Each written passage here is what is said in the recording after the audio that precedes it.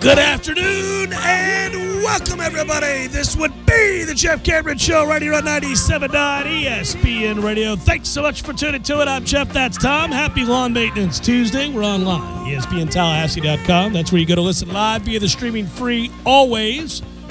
Don't miss anything, but if you do, we got you covered. All 3 hours going to be posted upon the conclusion of the program, both on iTunes and in our own audio vault. That's always a good thing. Email the show. JCS at 979ESPNradio.com. Find me on Twitter at JCamera. We're on YouTube. If you'd like to watch, go to YouTube and type in ESPN Tallahassee, and you'll find us there. So, you know, another day, more complaints. I actually think it's very weird. And I said this today on Seminole Headlines. By the way, this show goes from 3 to 5. And then at 5, Seminole Headlines with me and Irish Fell and Corey Clark. So you get 4 hours today if you really wanted to continue to kind of vent and vet and all that other stuff about where we're at 1 and 3. It's hard. It's a weird place to kind of wrap your head around because on the one hand, I think, Tom, you know, I'll be honest with you, I don't feel like complaining anymore. Does that sound weird? I don't really feel like complaining. No, I'm in total agreement. This is where I was yesterday. You knew what was coming in a sense, and so here we are. Let's move forward and start the next discussion, right? Right. I feel like it's sort of accepted now that things are not where they need to be, that there are a myriad of reasons for that, some of which I guess you could say are legitimate, others that are absolutely unacceptable, and then everything in between. And we're beyond listen, everybody hold your horses. We've only lost to Alabama. Then we had a weird situation with the hurricane. I mean, we're past that now. I think it's that quite clearly, no matter if you're not of the mindset that this one person is specifically responsible, and you think that it's something larger than that, like maybe systemic, like maybe there's a culture problem, maybe the message that Jimbo Fisher preaches is no longer hitting home and guys are no longer buying in.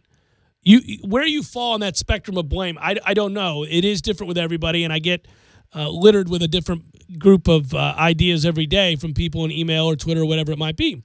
But I think we've all accepted that no matter what the root of the problem is, there's a problem, and 1 and 3 is not good enough, and your season goals are over with, and what are we going to do now?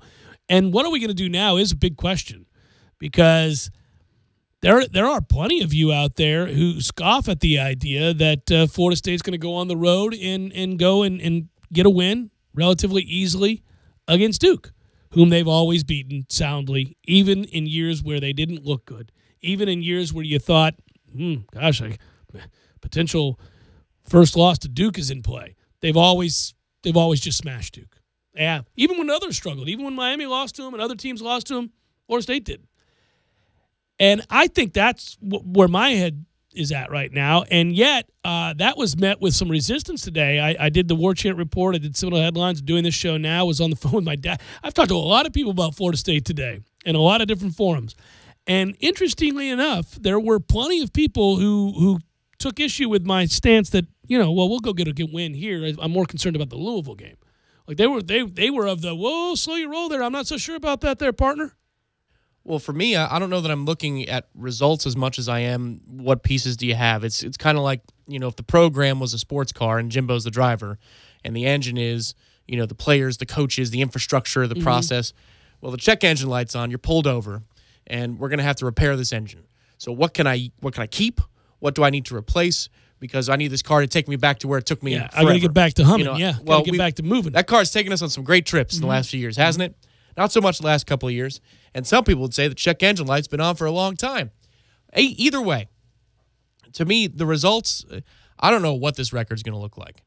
But I do know that there are some pieces here that I want to, as you said in the beginning, vet. Well, let's find out. Is Cam Akers our next really big star player? I'm going to say yes. And I think you are too, and I think we know he's going to be an elite player. Well, that's the person I thought coming into the year might be the one to emerge, but now we didn't expect to have a true freshman quarterback running the show. Is he going to be the de facto starter heading into spring ball? Is he going to do enough between now and the weekend after Thanksgiving where you say, well, that's his job to lose in the spring? The answer is yes. I'll answer that for you. We have to see, though. I mean, there are going to be moments, like I said yesterday, there might be a game he straight up loses us because he's a true freshman. But let's see what those moments look like. Let's see how he handles different forms of adversity. I'm just predicting as you pose the questions, I'm answering them. Yes. To me, but that's what this year is all about at this point. You can have apathy about a win-loss record, and that's not the same thing as being apathetic about the football program. Listen, the big questions I'm not happy about. I'm just as pissed as anybody else. But for me, I have to shelf that conversation for a little while because we've got 6, 7 more football games to play here. And then we can have the discussion about hot boards and who goes and who comes at that point. But right now, we got to focus on what players we have moving forward and what the season's going to look like. The only thing I will say is, okay, by and large, I agree. Now you're interested in a lot of the younger players. Jimbo talks some about the young receivers, actually mentioning their names, talking about Terry and Matthews and guys like that, partly because we're banged up. I mean, let's just get to some of the logistics here. Beyond just whatever your opinion is about this mess that currently Florida State finds themselves in and the record that's unacceptable, you do have problems on your hands that have nothing to do with coaching.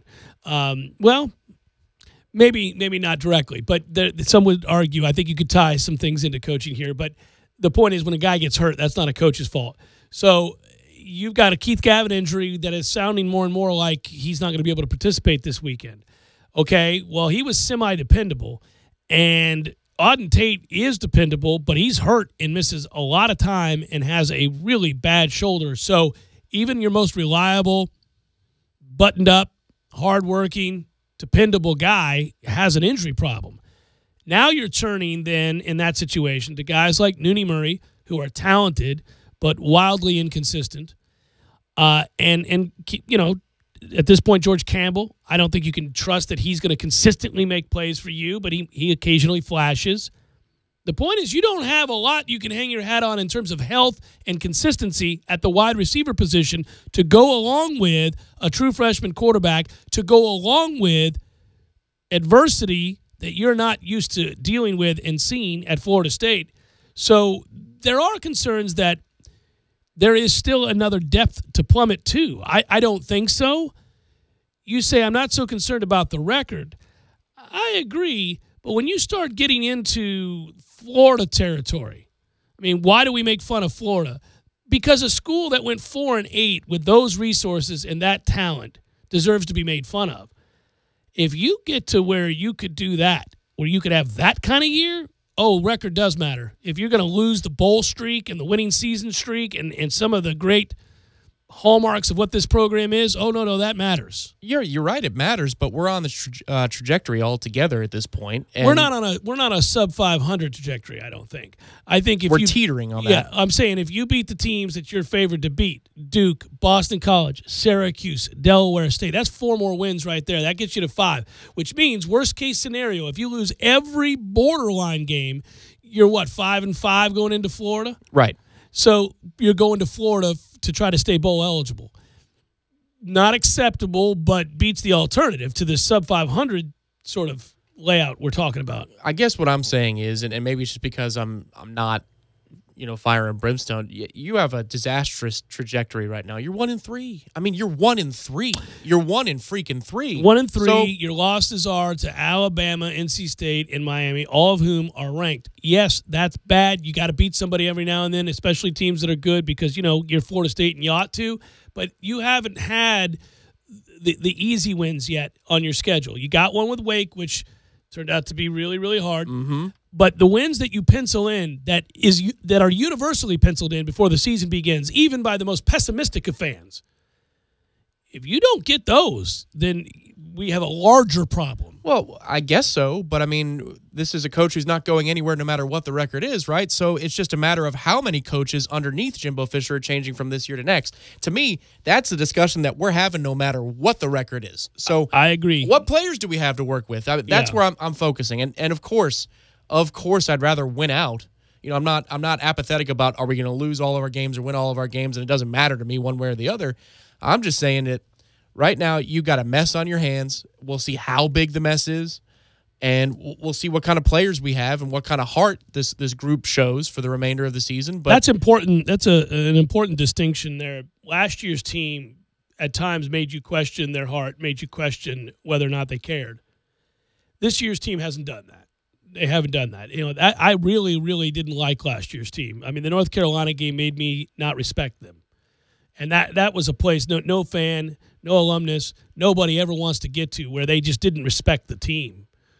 Because they quit. Well, you have a lot of the same players from last year's team on this year's group, and you just wonder, after losing this game, that they all, I mean, by all accounts, that locker room was in rough shape after the game on Saturday.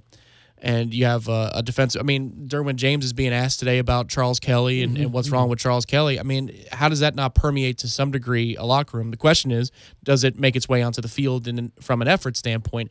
I don't think so. I don't know, but that's another depth you could plummet to. Sure. I mean, they were able to right the ship a year ago. When I say they quit, I'm talking about the North Carolina game where they went through the motions, and then you sat there and watched a team give up a fourth quarter drive, yet again, and guys were loafing after you fought so hard to take the lead. That's what I mean by quit. Quite obviously, they didn't quit on the year because they ended up winning 7 of their last 8.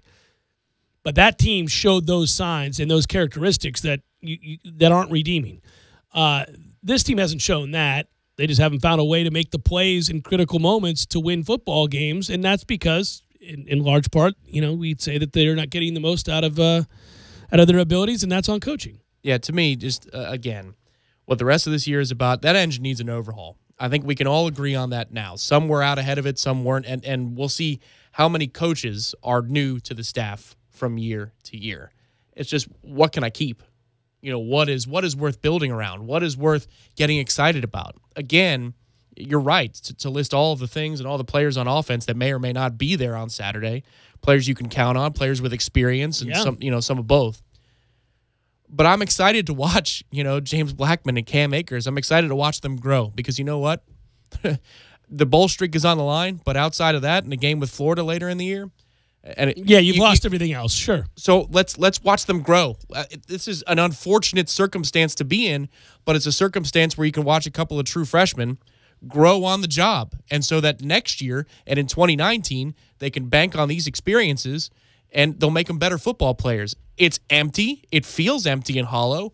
But what else are you going to do? Not watch the game? No, right. You're going to watch the game. It's like Coach said after the game. I mean, I know that rubbed people the wrong way, but when he said cheer, come to the game, support them, what's the alternative? Not come to the games, not support the kids who are playing so hard? I got you. And I understand his sentiment there, and I know why to some degree that bothered people, but I don't think he meant that snarky. I think he's serious about that. Like, how dedicated he is to those kids. So I've never questioned that, and he is. So I understand why he would almost grow defensive there. He did say what you would want a coach to say. Put it on me. Don't blame them. Blame me.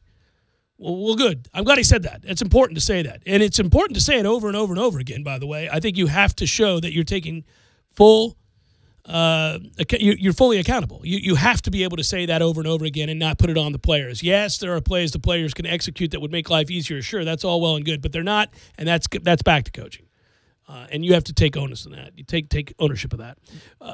I think, Tom, to your point about taking inventory of what you have moving forward, because 2018 is going to happen. You got to rebound from this season. You can't continue this trend, which is an alarming trend that has us all buzzing and talking today and yesterday, and will at various points throughout the year be a big referendum, which is what you don't want to get to, but which is where we are. You have things. I said it very briefly yesterday. I've now watched that game 2.5 times, if you will. Once all the way through live there, once the next day before interviewing Fisher, and some a little last night. There are these moments that make you sit up in your seat, that make you go, oh.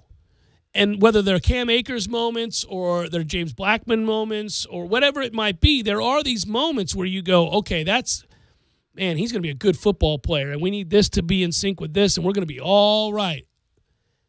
It feels hollow to reach out and talk about those after another loss, but you do have those, and that's what you're talking about. Okay, well, the loss happened. Now, do we build on some of what we saw in that fourth quarter? I'm not happy about it. And make no mistake, on the other side of the coin, too, there's not a game on this schedule the rest of the way that Florida State can't win. I mean that, including Clemson on the road. In a college football world where Iowa State can beat Oklahoma on a given weekend, and you have the talent that you have here, there's not a game on the schedule that Florida State can't win. I'm just not picking them to. For the same, for the same suffice reason. to say, you don't bet on Florida State these days. Well, for the same reason that when we were doing the pregame show last week, I said I can't depend on the consistency here. Right, I got nothing to bank on. And look at it. You know, the defense in the first half is outstanding. And then when you have to have it, you can't depend on the consistency. No. So that's where we are. But at the same time, FSU could put a couple of wins up before the end of the season that make us really, really proud. It's just you got to go along for the ride at this point because the big-time discussions are reserved for December. We can't have them in October with definitive answers of who's gone and who's coming in. You would need some guys. Tameron Terry is a good story, man. A pretty cool story. DJ Matthews is somebody that everybody wants to see. Let's face it. George Campbell's only a redshirt sophomore. He ain't turning pro. So you could see him take huge steps forward. We talk about all that you could lose. I mean, and for that matter, Auden Tate's a junior. Now, is he going to go pro? He might, but Auden Tate could be back. Keith Gavin is a sophomore. He will be back. These are guys that have to get better that you think will get better. I don't know what to think of Naquan Murray. I'm done having high expectations for him. I'll just put it that way. But Josh Ball, when he gets a chance to play on the offensive line as a redshirt freshman, Landon Dickerson is only a sophomore. I know, pie-in-the-sky stuff is what you think, but I'm just making the larger point. Hell, Jacques Petrix is a junior. Right. Eberle's a redshirt junior. You got your center back for another year. So there are a lot of guys on this offense that are going to be playing week in and week out, and some that are backups to these starters that you're going to see more and more of. And I'm with you there. Well, one thing I'd say that's a positive too is look at the example of Auden Tate. So if you can get George Campbell run out there for a good long while this season, get him a lot of in-game reps. I mean, Tate year to year, the development taking a huge leaps forward. If we're going to slight coaches, rightly so, when they deserve to be slighted, I mean that's a success story. I said it last week. It's this Auden Tate's improvement, the polish on his game now. If it wasn't for Auden Tate, what would our offense even look like? By the way, I am getting to a place where go ahead and play some Trey McKitty over, say, Maven Saunders. Why not? This is the opportunity. This is your time. Yeah. Why don't we start going down that road? Let's find out what LeBourne's all about. Let's find out what Rasul's all about. You got to continue to develop Cam Akers because I think he's going to be your horse. But, I mean, you got to know what these other kids are before they transfer without you getting a chance to see them play a live down. Basketball's getting started, and a little baseball getting started, Tom, for FSU. See, we can turn the corner. Not ready to turn the corner? Maybe you want us to turn the corner out there? Should we? No? Stay with football? It's difficult, isn't it? Because if you stay with football, you have to do this. You have to talk about these things, the kinds of things you talk about when you're losers. We just can't say fire so-and-so for 3 hours a day every day until December, can you? I mean, even though it might be the correct take, what else do you say after that? These are the conversations teams, fans, talk show hosts have when your team's not reaching their potential, when they're not playing well, when everything that you had thought was possible before the year began is destroyed before the second week of October. These are how these conversations go. You know, beer 30's in the 4 p.m. hour, but it might be beer 30 already. Jeff Cameron, Show 97.9 ESPN Radio.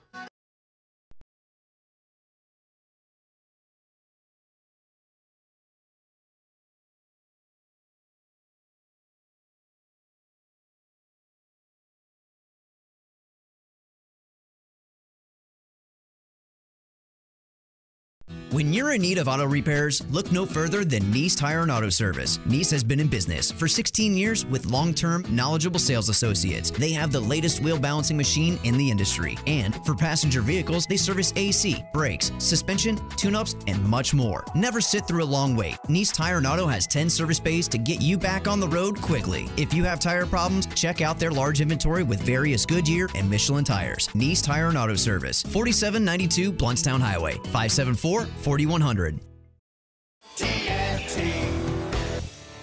Landowners, Mahindra's inventory clearance sale is going on now. We're reducing prices like never before on the toughest tractors on earth. Like a Mahindra E-Max 22 as low as $99 a month. Or get up to $8,100 in cash back and savings. Plus, Mahindra's 7-year limited powertrain warranty comes standard.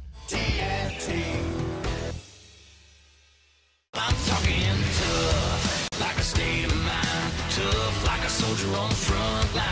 Tough when it gets rough, like my poor truck, always enough. I'm talking tough.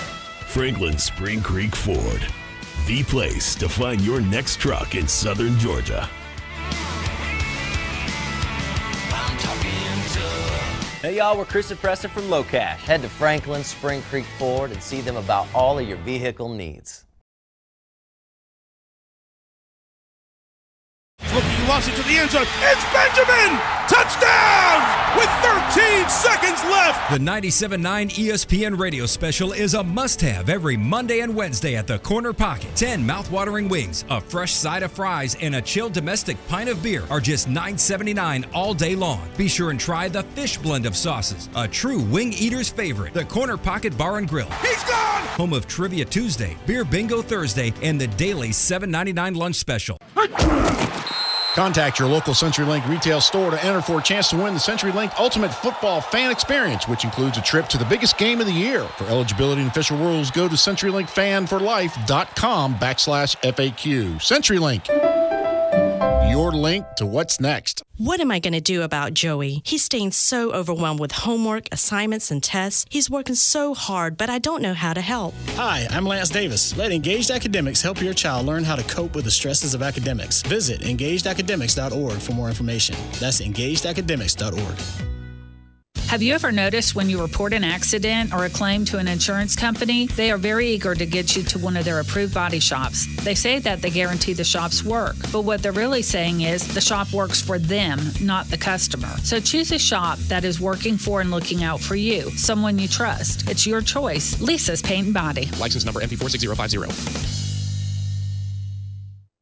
Are you aware of the new OSHA silica dust regulations that went into effect September 23rd? Are you prepared with the correct solutions to make your employees and your company compliant? DeWalt and Cornerstone Tool and Fastener have a full line of OSHA compliant solutions ranging from tools to accessories and shrouds and even dust extractors. OSHA rules intend to limit workers' exposure to breathable crystalline silica. DeWalt and Cornerstone are your first line of defense with the solutions you need. Cornerstone Tool and Fastener, 1110 Stuckey Ave and 3269 Crawfordville Highway.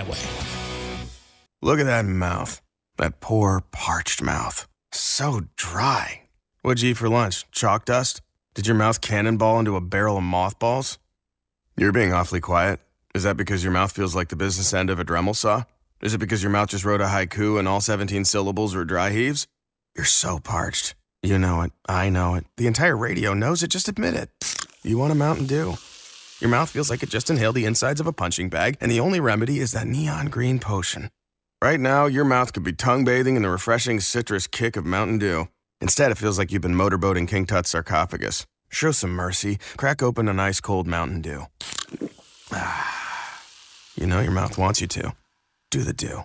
Nothing quite beats authentic Italian food and a Pepsi. Indulge your taste buds and experience all the flavor of Italy right here in Tallahassee. Visit Urban Food Market today, located in the center of Tallahassee. Urban Food Market, proud to serve Pepsi. Hey, y'all, it's time to go hog wild at the biggest boot sale of the season, happening right now at Boot Barn.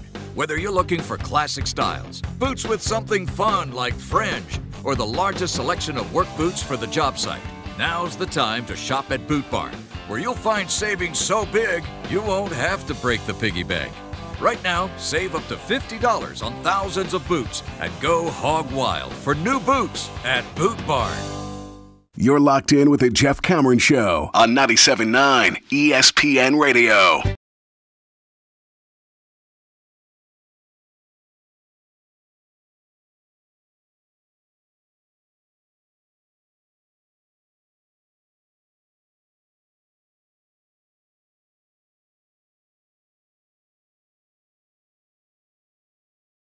Time for the 11th annual Brew Fest. Hard to believe 11 years have gone by. Over 200 beer varieties with unlimited sampling presented by the Tallahassee Sunrise Rotary Club. Come sample varieties of craft beer to learn what you like. The event takes place October the 28th. It'll happen from 5 p.m. to 8 p.m. held at the Antique Car Museum. I like looking at the old golf clubs at the Antique Car Museum. Have you been? Yeah, that and the cars. Yeah. You know, I don't care about the cars. The Batmobiles? Yeah. Those are pretty cool. It's all right. Golf clubs, man. I like the golf clubs. It's crazy. How'd they ever get the ball to go anywhere? Look at those golf clubs. We've gone on several tours of that place together. That's true. I forget.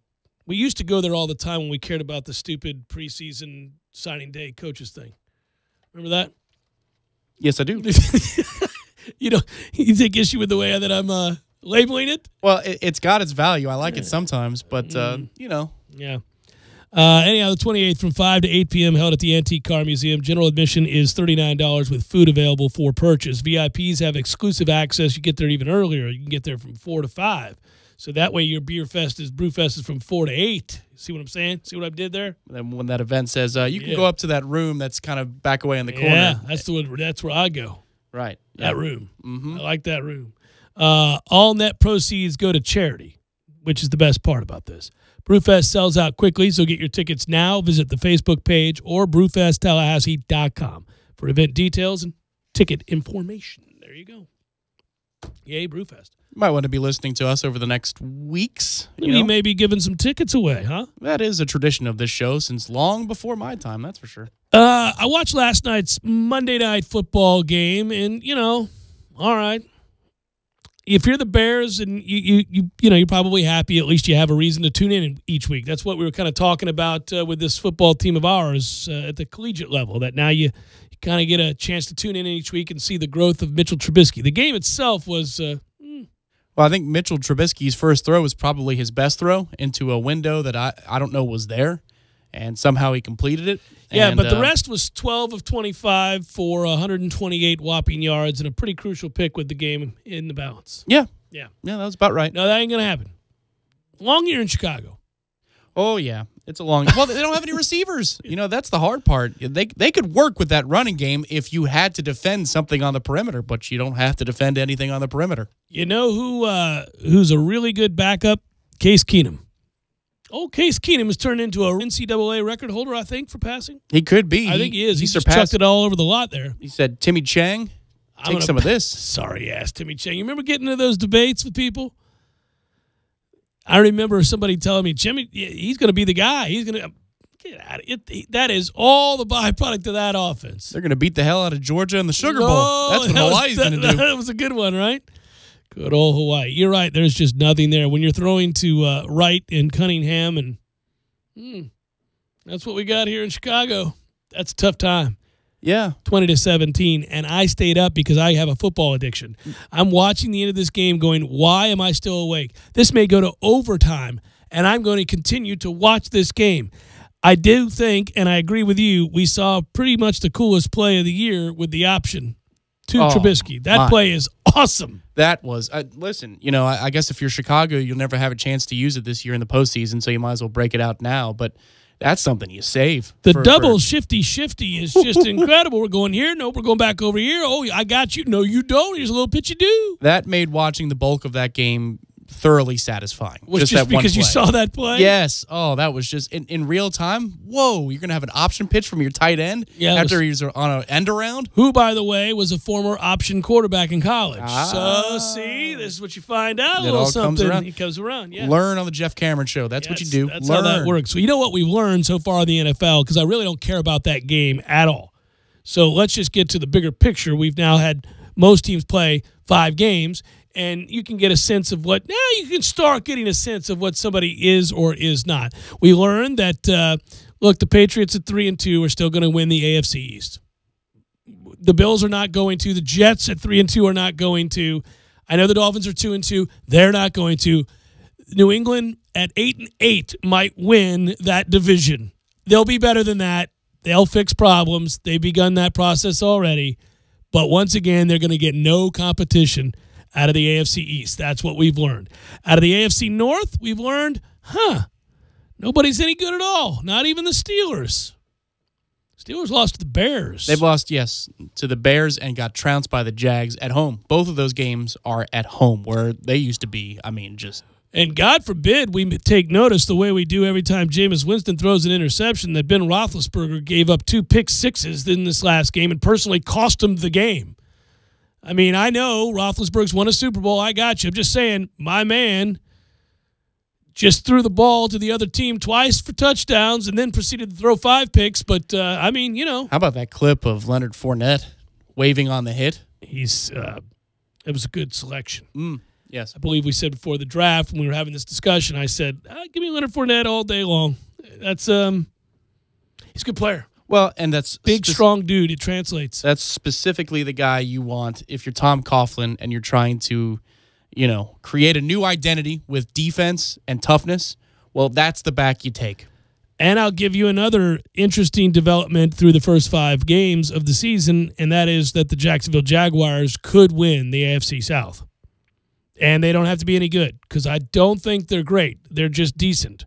They got pieces on defense, that's for sure. They have a running back.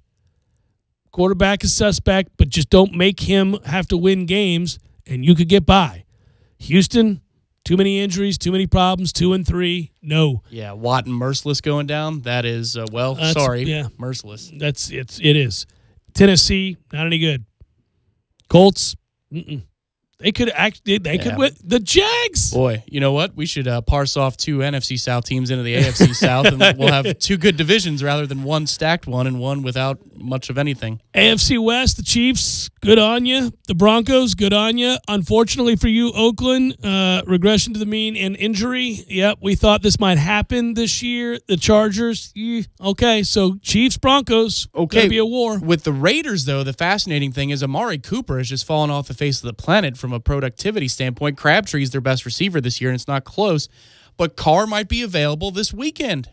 That was the crazy thing. It was 2 to 6 weeks, whatever, with a fracture in his back. But now they're saying that he might be available this weekend. They may have one more mini run in him, but I don't think anybody's catching the Chiefs right now. No, that's a good team. Another really good team is a team that narrowly lost to the Chiefs, and that's the Philadelphia Eagles, who right now look like the class of the NFC East. And might we bring up Carson Wentz? How about that, man? Third down. He's great on third down. Go look at those numbers. And I have had the good fortune of watching some Eagles football here. I like him a lot. He's really good. Like, really good. Well, poise. That's a Mike Martin special right there. He looks calm under pressure. The addition of Alshon Jeffrey is a home run through a month of the season. And LeGarrette Blount looks good. So yeah. So one thing to say about assessing quarterbacks, and it's not an exact science, as they say, and you do see outliers, and you do see things that kind of surprise you. Like right now, Alex Smith is really surprising me. They're good, but they've gotten off to great starts before, and it's rarely been because of Alex Smith. Now, he didn't hurt them, but he wasn't helping them. He was just kind of along for the ride. He is partly a reason for their success right now. He is making plays down the football field. This newfound confidence to throw the football beyond 5 yards to receivers is really something to behold. And if I'm going to rip him, I got to praise him. I mean, I'm watching them and watching the throws he's making. Okay. He's figured something out. It's impressive to watch. Well, what's interesting, too, and you don't run it the same way you do in college, but the idea that NFL offenses are starting to incorporating the zone read stuff. Yeah, RPOs. Yeah. RPO looks. And obviously, since you have spread principles, we talked about this last week. Booker McFarland, I thought, brought up a great point where he said, NFL scouts are saying, I can't find offensive linemen anymore. And you know what? What better way to get them involved and get them, feeling good about themselves earlier in their career than to implement little college elements into your offense? Yeah. It doesn't always have to be under center, with 2 tights or 2 backs and, 3 yards in a cloud of dust. What if your 3-yard gain looked a little bit more like something they were used to seeing on Saturdays? Well, if the offense is changing a little bit that way, especially Sunday Night Football featured 2 teams where that's the case, the Chiefs and the Texans. Well, Alex Smith was a badass running that system in college. Yes, Urban Meyer took full advantage of that situation at Utah without question. So these are elements. Chris Collinsworth said it during the broadcast. It's funny how the NFL has kind of come back to him. When he came in, he had to assimilate to the NFL game, and there was a learning curve. There's no doubt about that. Then Harbaugh comes in, and they're running smash-mouth football. And now all of a sudden it comes all the way back, and the style in vogue right now, what Andy Reid's doing is bringing some college elements back to him, which is what he ran in the first place. More than Andy Reid, though, that's the interesting thing, is that sometimes you'll see coaches go out on a limb and do this because they have a guy suited to do it, and they take their chances, and they change their offense to center around that guy. And a lot of times you think, it's not going to work long term. This isn't going to work. But right now, lots of teams are doing this. So, okay. It's kind of interesting to see. I'm always for it. I like innovation. I get tired of seeing the same thing all the time. It'd be fun if it worked. It didn't work to run your quarterback constantly, but this could work. Well, and that's one thing I'd say. There's frustration about the quality of the product in the NFL, and that's been a talking point for the last couple of years. I think you're right. It's an offensive line problem. It's a quarterback problem. It's not for a lack of trying different type looking systems. Yeah, they're trying. But it's also fair to say that 10 years ago we were complaining about under center offenses with pocket passing galore. A lot of offenses, most offenses now run at least some semblance of a zone read / RPO, as part of their base and what they do. The Patriots do it a bunch. Obviously, the Seahawks did it right out the gate with Russell Wilson. And they just adhere to a different set of rules in terms of linemen being downfield. But, it's the same thing, same principles. It's the same eye discipline that they're trying, It's not crazy to see a linebacker put in conflict between 2 and 5 times a game and see whether or not he comes up to crash against the run or if he stays at home and then you give the ball off to the back. And yet, having said all of that, there is still nothing prettier in the game, and we've learned that as well through 5 weeks, than watching Aaron Rodgers.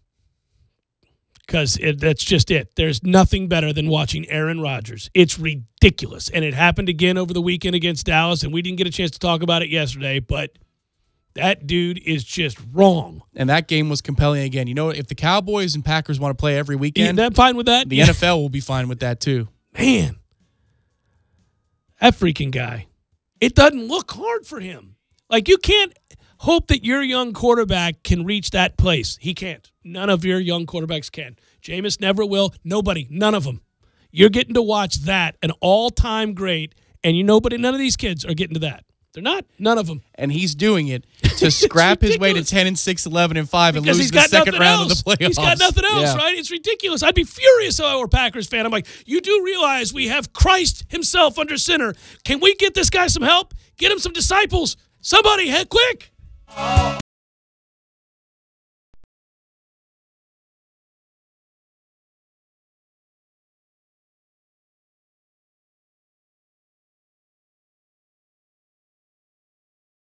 When you're in need of auto repairs, look no further than Nice Tire and Auto Service. Nice has been in business for 16 years with long-term, knowledgeable sales associates. They have the latest wheel balancing machine in the industry. And for passenger vehicles, they service AC, brakes, suspension, tune-ups, and much more. Never sit through a long wait. Nice Tire and Auto has 10 service bays to get you back on the road quickly. If you have tire problems, check out their large inventory with various Goodyear and Michelin tires. Nice Tire and Auto Service, 4792 Bluntstown Highway, 574-4100. Landowners, Mahindra's inventory clearance sale is going on now. We're reducing prices like never before on the toughest utility vehicles on earth. Like a Mahindra XTV 750S as low as $135 a month. Or get up to $3,450 in cash back and savings. Plus, Mahindra's 3-year limited powertrain warranty comes standard. I'm talking tough, like a state of mind. Tough, like a soldier on the front line. Tough when it gets rough, like my poor truck. Always enough, I'm talking tough. Franklin Spring Creek Ford, the place to find your next truck in southern Georgia. I'm talking tough. Hey y'all, we're Chris and Preston from Low Cash. Head to Franklin Spring Creek Ford and see them about all of your vehicle needs. Valid on carpet priced $1 or more per square foot. Specialty items may be priced separately.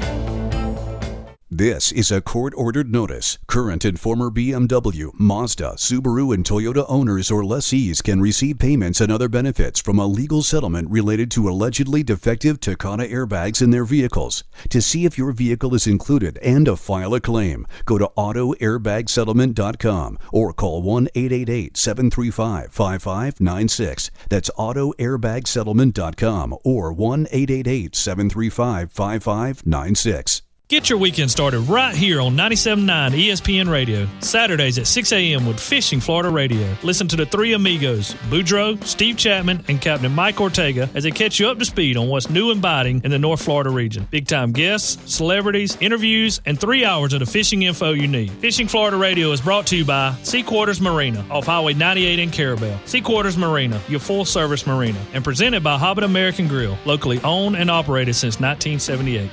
Can't decide between fresh steak, seafood, or wings? Well, Miller's Ale House on Appalachia Parkway has it all. From center-cut sirloin and original pastas to fresh salads and favorites like Miller's Signature Zingers, tossed in your favorite sauce. Miller's Ale House has a full-service bar featuring more than 75 beers, plus wine and liquors. Bring the family to watch the big game inside or on their covered patio on one of over 60 HD TVs. However you come to relax, you will have a good time and great food at Miller's Ale House on Appalachia Parkway. Fire up the grills for another season of Seminole football. 2nd and 3, patient, then explosive, and a touchdown for the Noles. It's Tallahassee Game Day, your ESPN Tallahassee pregame show, featuring Jeff Cameron and Tom Lang. Yeah, I like them. Get the latest news, interviews, and insights 3 hours ahead of kickoff before the Noles defend home turf. Hey, on Saturday, we're going to play a game. We're going to most likely win that game, and we're going to celebrate on Sunday. Tallahassee Game Day is brought to you by Whole Foods Market, a leader in natural and organic food that brings the highest quality of local and global products to Tallahassee. Whole Foods Market, located at 1817 Thomasville Road, and presented by MMT Clinics of Florida. Visit mmtcfl.com. To the pylon! That's a Seminoles touchdown! The secret to better gas mileage and a longer-lasting engine? Super Lube it every 3 months or 3,000 miles. The secret to even better gas mileage? Fuel Joules, a gas tank additive that'll increase your MPG by as much as 7%. And today, when you change your oil at Super Lube, you get a free bottle of Fuel Joules. Crystal Matthews and Amber Cossack own Solid Start, the company that makes Fuel Joules. Every time we sell a bottle of Fuel Joules, a donation will be made to the National Breast Cancer Foundation. In October is Breast Cancer Awareness Month. There are 19 Tallahassee area Super Lubes. There's probably one right around the corner right now. Free offer valid without coupons or discounts. ESPN Radio Sports Center. I'm Christine Lisi. Here's what's happening. The Saints traded running back Adrian Peterson to the Cardinals for a 2018 conditional pick. He averaged 3 yards per carry in New Orleans. To make room for Peterson, Arizona released running back Chris Johnson. NFL owners will have a comprehensive discussion at next week's regularly scheduled meeting about the controversy over player protests during the national anthem. They'll then determine if a team can force players to stand. Cowboys owner Jerry Jones has said he'll bench his players who protest during the anthem. Down 2-1, the Nationals staring at elimination in Game 4 of their NLDS against the Cubs. Chicago's starting pitching's helped limit Washington to a 121 batting average so far, notes ESPN's Tim Kirkjian. Cubs starting pitching has been sensational so far, and that was the weaker point of the team coming in. The starting pitching wasn't nearly as good as it was this time last year, and yet so far, starting with Hendricks and then Lester and then Quintana, starting pitching has been great for the Cubs. Tim Kirkjian on Mike and Mike, Game 4, 5 Eastern, ESPN Radio. It's official. Weekends are now reserved for football. So come watch it at B-Dubs with other fans who are all there for the same reason, to watch sports. In a place packed with roaring fans and a vast menu of food. It's built for fans. It's home for football. It's Buffalo Wild Wings. Wings, beer, sports. Live from the Dale Earnhardt Jr. Buick GMC Cadillac Studios in the capital city of Tallahassee, this is the Jeff Cameron Show on 97.9 ESPN Radio.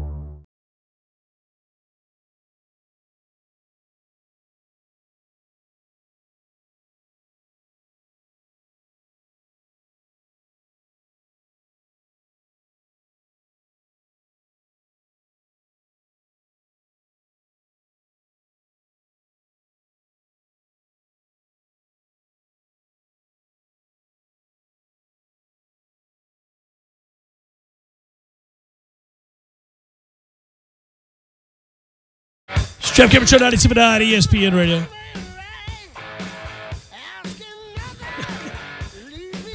I think it was, what was that host? Colin Cowherd, he used to be on ESPN, had the love affair for Tom Brady. That's me with Aaron Rodgers. Every weekend when I watch Aaron Rodgers, I go, look at that. Nobody else can do that. Tom Brady, you wish you could do that. Well, if Aaron Rodgers is to you as Brady is to Cowherd, then who's your Gus Malzahn? The new coach who's going to take over college football and Nick Saban roll on over. You're dead. Braum. You like Braum. Not PJ Fleck? No. Couple of losses. He just beat PJ Fleck. Yeah. the idea of trying to win at Purdue and to take that job, first of all, I thought that was nuts. I'll go back to I don't know. Here we are. We're going to talk about Purdue, but Joe Tiller just died, and you can remember when he was at Purdue and the success that he had. When Jeff Brom took that job, I thought that'll be interesting because I don't know what you can win at Purdue. In spite of save for a couple of seasons here or there, you'll see them rise up over the years that I've watched college football.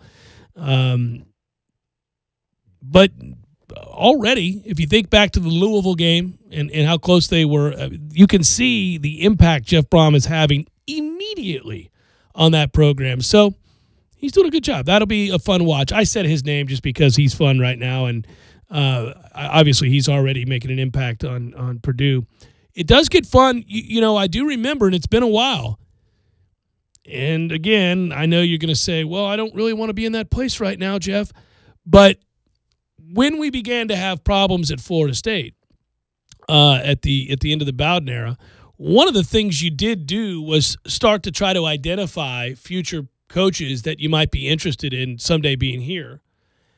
And I think we are kind of engaged in that now, at least with some position coaches. I don't want Jimbo going anywhere right now. I think, first of all, he's not going anywhere just because of that buyout. And then secondly, I do think he can still be a very, very good coach. And so I just think he's got to make some changes. But then that becomes kind of fun. This does become fun where most of us, because we watch the game every week, you already have an idea of some coaches that you admire who you think, they do more with less, or they seem to be competent every year, even when their graduation rate is high, or they suffer too many injuries, or some guys declare early. You'll note that they're always pretty solid on that side of the ball, or consistent at the very least, or their players always play really hard and smart.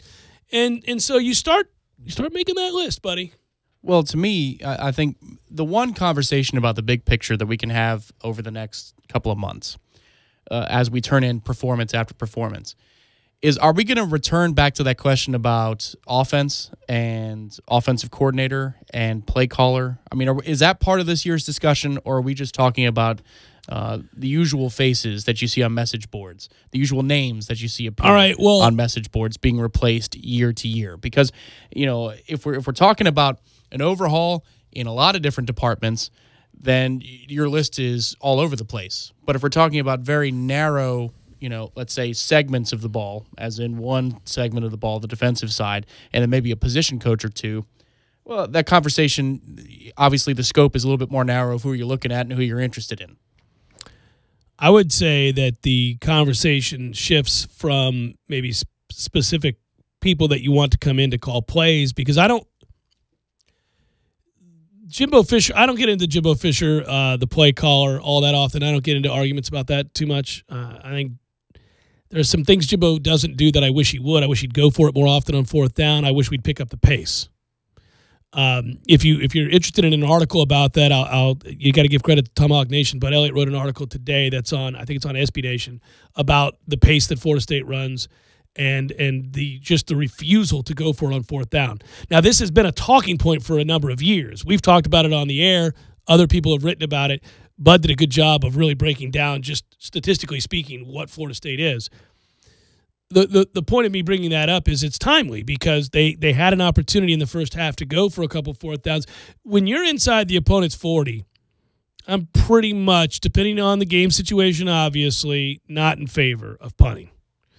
There are times when you can, and I understand why. And there are even times that maybe statistically speaking, the gain for punting is not the reward that you would want from an odds standpoint, and yet I'd still do it. I'd say I'm bucking the odds here. Certain game situations require you to think differently. But the fact that we never go for it, never, is really the worrisome problem, in that it's a message you're sending to your team. And that bothers me. I also think, for example, I understand in the Miami game specifically, we did a good job of pinning them down, shrinking the playbook, keeping them bottled up because they had such bad field position. I get it. But there are times that, we also realize that if you're not going into halftime with 3 points, but rather 10, you're in a situation where obviously Miami is in deep, deep trouble at that point if it's a two-score game. So I wish he was a little bit freer with that. Maybe this year is not the good time to cite the examples because you have a freshman quarterback. Yeah, I don't know that you want more possessions necessarily this year. Right, this year's an interesting case, but I will note, in the Alabama game right out the gate, he does go for it. Then he goes for it against NC State on what ends up being a scoring drive. So I hear you. He doesn't largely. The data suggests, largely speaking, Jimbo does not go for it. I thought this year he at least opened up to different possibilities.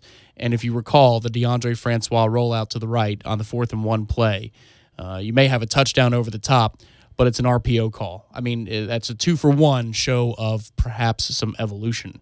Yeah. The problem is how much can you evolve right now? Again, yes, with a true freshman quarterback, and that's why even if you return to the discussion about what coaches would be different from year to year, I mean, you have a true freshman quarterback that's growing along with the head coach right now.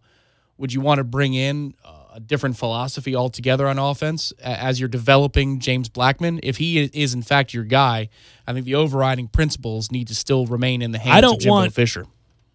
No. I'm not for bringing in an offensive coordinator. I'm not even for him relinquishing play calling duties. I'm not saying you are, but I know a lot of people will attach that to the overhaul. I'm not. I'm fine with him calling plays. I would like him to modernize. I would like him to speed up. I don't need us to run it as like a service academy. That's what we are right now. It's a snail's pace, and it's like pulling teeth. And it's really, really hard to watch. Just as an aside, it's just hard to watch. I was blown away by the 4th down attempts stat that I saw. Florida State's gone. Jimbo Fisher's gone for it 50 times, 2010 to 2017. The next fewest in that time is LSU at 74. I mean, you can go. I mean, it's crazy. Look at Nick Saban, 114 in that time. I mean, it's just discount one of those years. We didn't need it for 1 year completely. Well, that's true. In 2013, you can discount it. You didn't need it. And I think if you had 4th down in any length whatsoever, no matter where you were on the field, you probably should have gone for it with Jameis Winston. But Jameis Winston, because the problem is you may not have had too many opportunities because 3rd and forever was always converted into a first down. Oh, my God, with the 3rd and forever conversions. Always. More people felt like we do now watching our defense that year against us, right? I mean, that had to have been maddening. How many games did you watch 3rd and 13, 3rd and 18, 3rd and 22, 3rd and 20, 3rd and 29? All these times they get converted because of Winston's lasers to Kenny Shaw or whomever. Every week I watch our defense when it's 3rd and 10 or more, I go, well, we're going to give this up. That's how they felt that year. And now I feel their desperation and anger. And I don't like it. It makes me angry.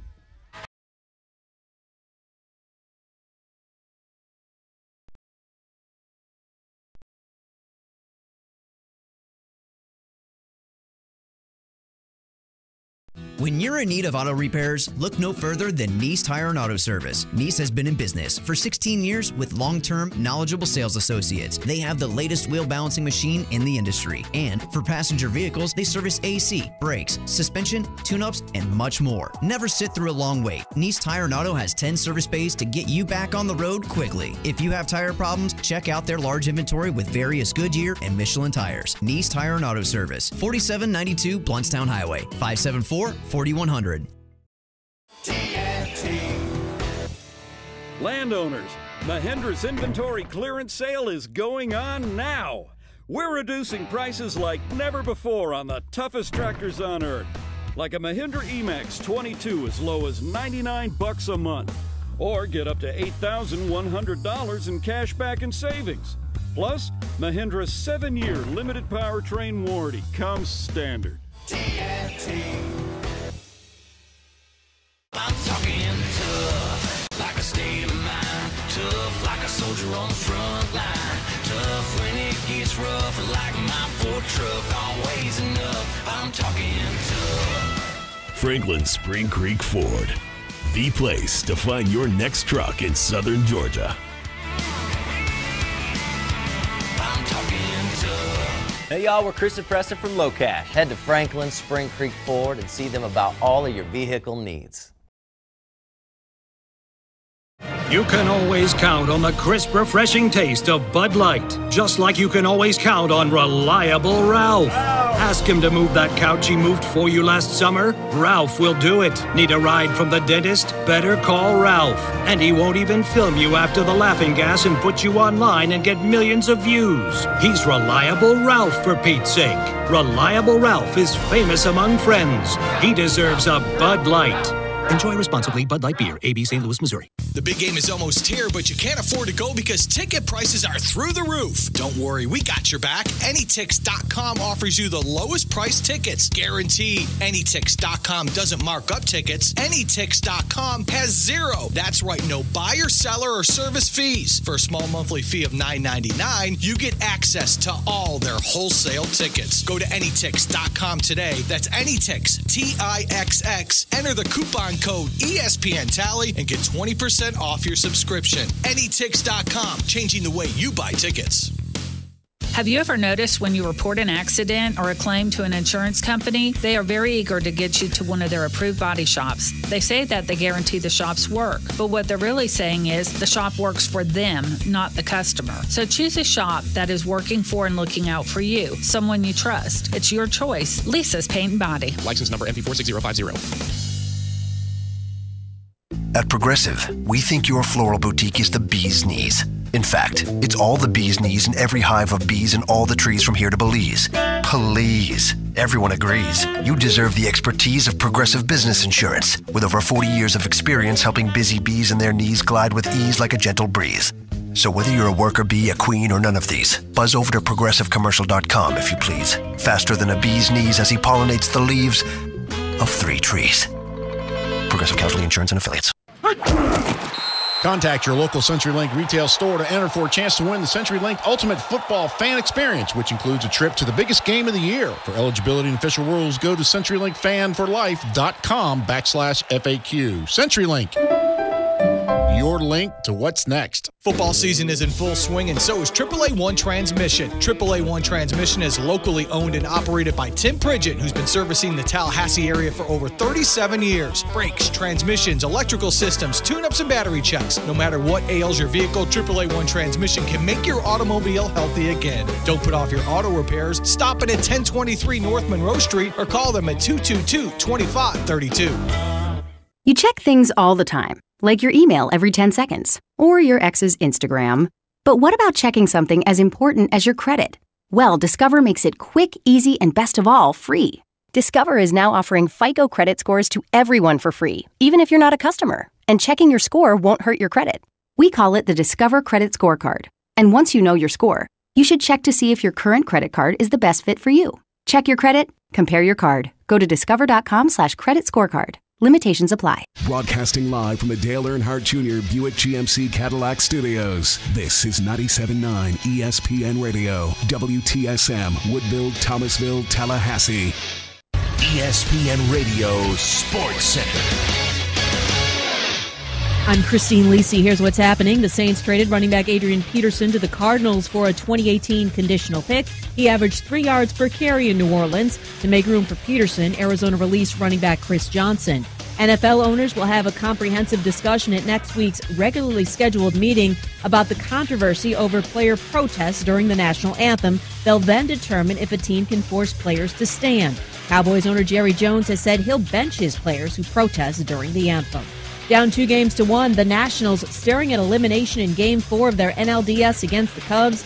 Chicago's starting pitchings help limit Washington to a 121 batting average so far, notes ESPN's Tim Kirkjian. Cubs starting pitching has been sensational so far, and that was the weaker point of the team coming in. The starting pitching wasn't nearly as good as it was this time last year, and yet so far, starting with Hendricks and then Lester and then Quintana, starting pitching's been great for the Cubs. Tim Kirkjian on Mike and Mike, Game 4, 5 Eastern, ESPN Radio.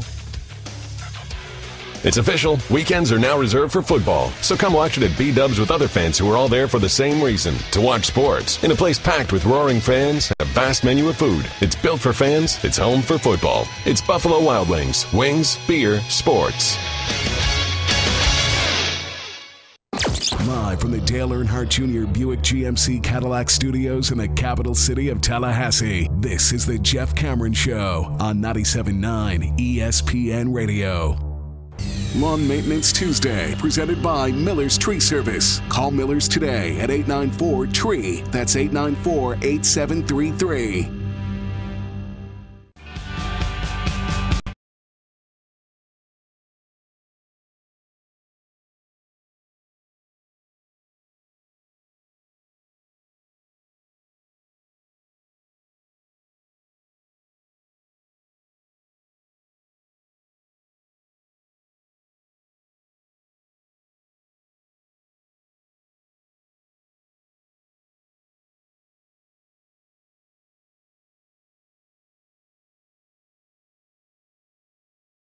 Hour number 2, Jeff Cameron Show, 97.9 ESPN Radio. Hello. Hope you're doing well. I'm Jeff. That's Tom. We are online, ESPNTallahassee.com. That's where you go to listen live via the streaming free always. Don't miss anything. But if you miss something, remember, all 3 hours going to be posted both on iTunes and in our own audio vault. You can do it. Yeah.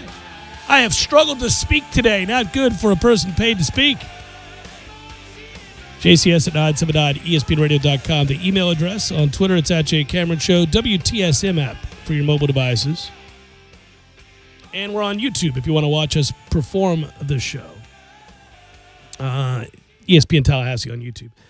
You know, I knew this would happen as of yesterday because there was some discussion about Coach Fisher's comments and the way he meant them and whether or not they showed staunch support for his defensive coordinator who's under attack. Where this season will devolve to now is who should go, why they should go, what changes have to be made. If they're not made, what do you do? Does he recognize that these changes have to be made? But it's always weird when you get to that place where people no longer talk around things and just straight up talk as if they are. When you get to a place where they go, well, okay, so Charles Kelly's got to be fired, but are there other coaches you want fired too? And do we think these 3 will be fired also? Because they're not getting the job done either. And then if we fire those 4 guys, who are some candidates that you liked? All right, community, let's talk about who we'd like to see him bring in here. Like, this is just now a thing. It's no longer, well, do you think maybe it's at a point where we got to pull the trick? No. Everybody's just sort of oh, no, there's no thinking about this. He has to pull the trigger. And I appreciate that that's where we are and that I think that that's true. I think that a lot of people want that to happen, believe that has to happen, believe there's no choice in the matter.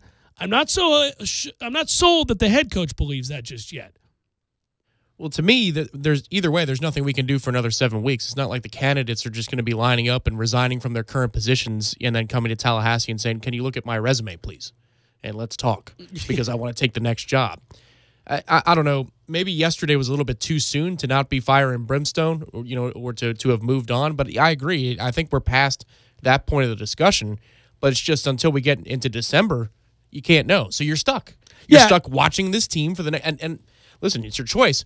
But you're going to watch this team for the next couple of months, and you're going to look at and see what can you take with you. What can you use? What's funny too is what happens with this is that we reach a place now where only those who don't have a choice, whose garnet and gold, die-hard affinity, love, and support of the university, of its programs, its players, its coaches, etc., are such that you'll watch if they're 0-8.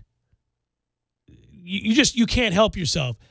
And, I will tell you, I'm that way. You're that way. And I would be that way if I didn't have this microphone.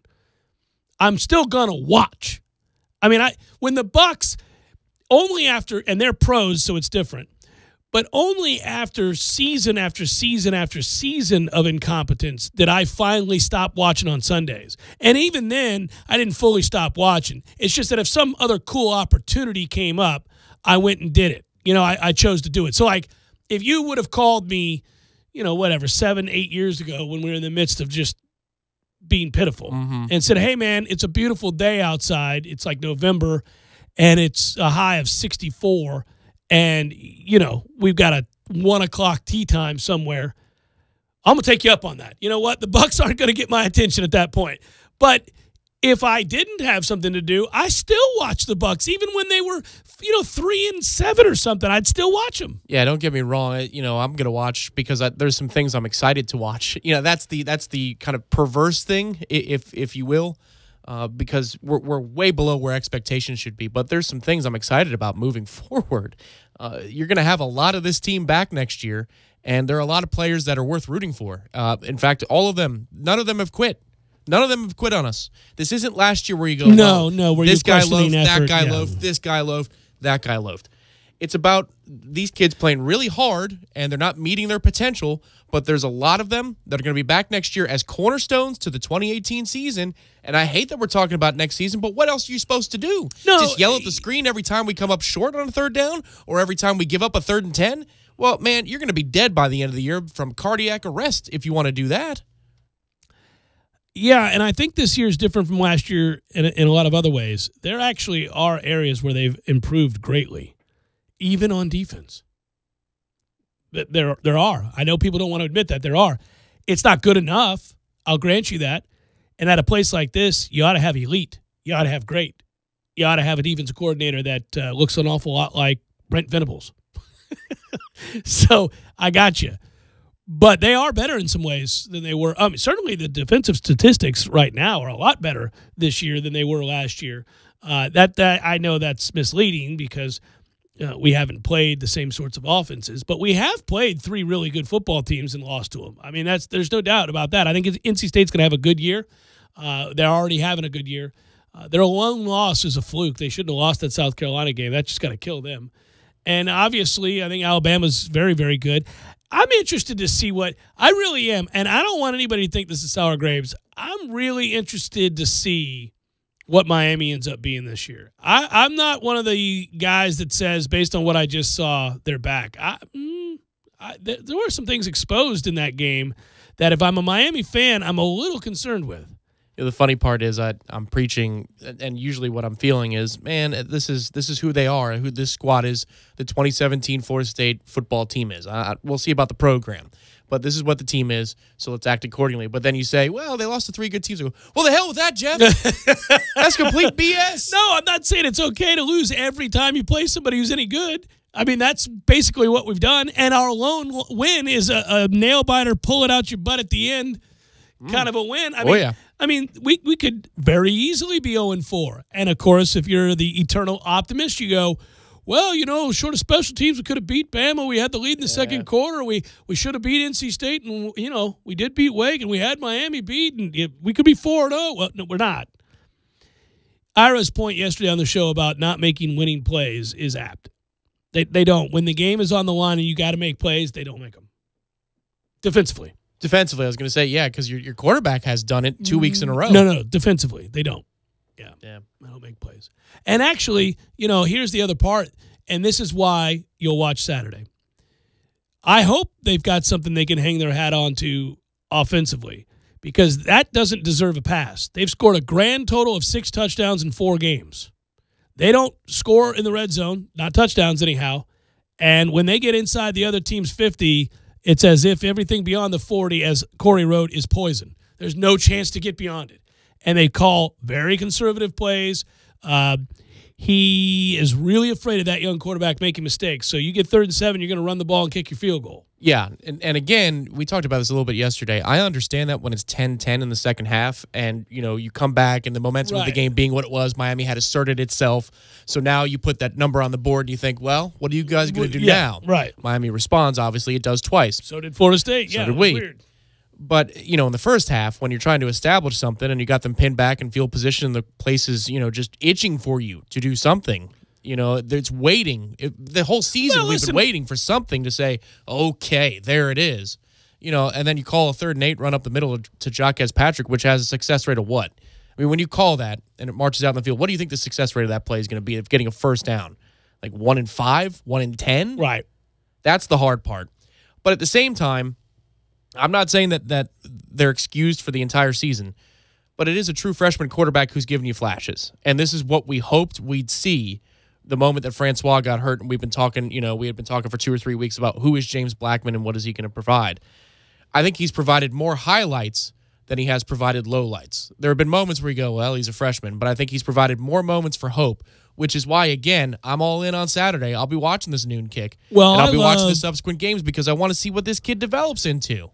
Yeah, and I loved the toughness and the emotion and the ability to shake off terrible decisions and poor throws and a game worth of frustration to step up at a moment that you have to have it to make the throws. You listen, the throw to Auden is whatever because it's busted coverage, but it's the throw to Izzo that is a really good sign. That's not an easy throw. That's a that's a kid understanding when to throw, why you're throwing, where you're throwing, accurately doing so, threading a needle, anticipatory, all of those things. He's done it. He did it in the NC State game. Once he got his feet underneath him, the adrenaline clearly was spiking.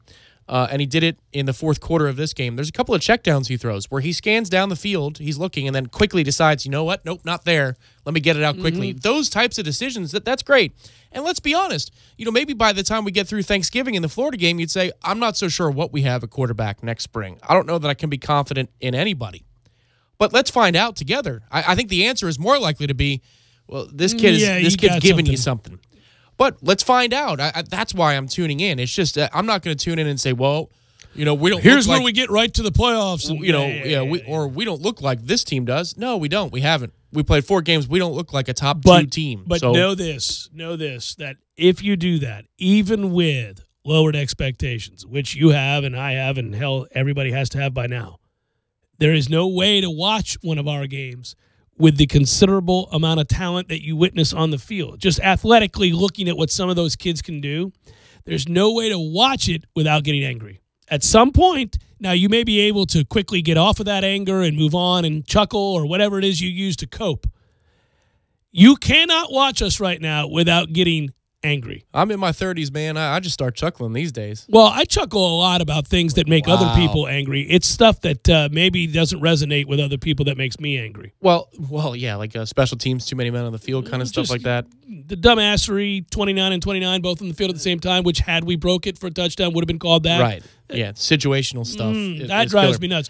A guy getting his head across when he's not supposed to, when you're funneling a guy to the outside because you have help in that way, and instead you funnel them to the inside where you can't make a play. The funny thing is, Jimbo talked about it, and or vice versa, any of those. Yeah, he's right. He's not telling a lie here that you still have individual goals on the table. I don't know if I would have gone that route. By the way, when you do that, there is no place else to go. Like, that's as far as you go. Once you play the hand, right, that we have individual goals, there are no more hands to play. I was a little surprised about that. That's what I'm saying. Honest, I mean, that's where, and also, by the way, I think it is representative of where we're at with the coach talk. If you play that hand now, Tom, you are also playing let's say you fire coordinators at the end of this year. We're out of hands. Mm-hmm. Okay. Oh, no, I totally agree. Yeah. No. But I need to see, individual moments and just like I'm looking for James Blackman to give me something, for spring ball and then next year. I mean, the younger players, Stanford Samuels, Taylor. DJ Matthews on offense? Sure. Well, Terry, is Terry going to get into the game a little bit more? I'm excited. I hope so. Listen, I hate to be this way about it, but it's also somewhat a business. If Maven Saunders can't find the field, let's see what Trey McKitty's all about. Let's go. Yeah. Let's go. Let's find me what we can roll work it on with over. moving Run forward. some folks up out of here. Let's go. Individual goals, right? Agreed. So I've got an individual goal of seeing what are we going to look like in 2018 with those pieces. And if the defense schematically fails me, well, I'm not operating under the impression that the coordinator is going to be here next year. Because so I'm not going to bash my head into a wall about that anymore. You know what you can't look like? Another 3-loss team next year. Oh, next year? It's a hot seat year, I would think, right? Not with that buyout, but you know what I mean. Yeah, you mean in the terms court of public opinion? Yes, I agree with that. Jeff Cameron Show, 97.9 ESPN Radio.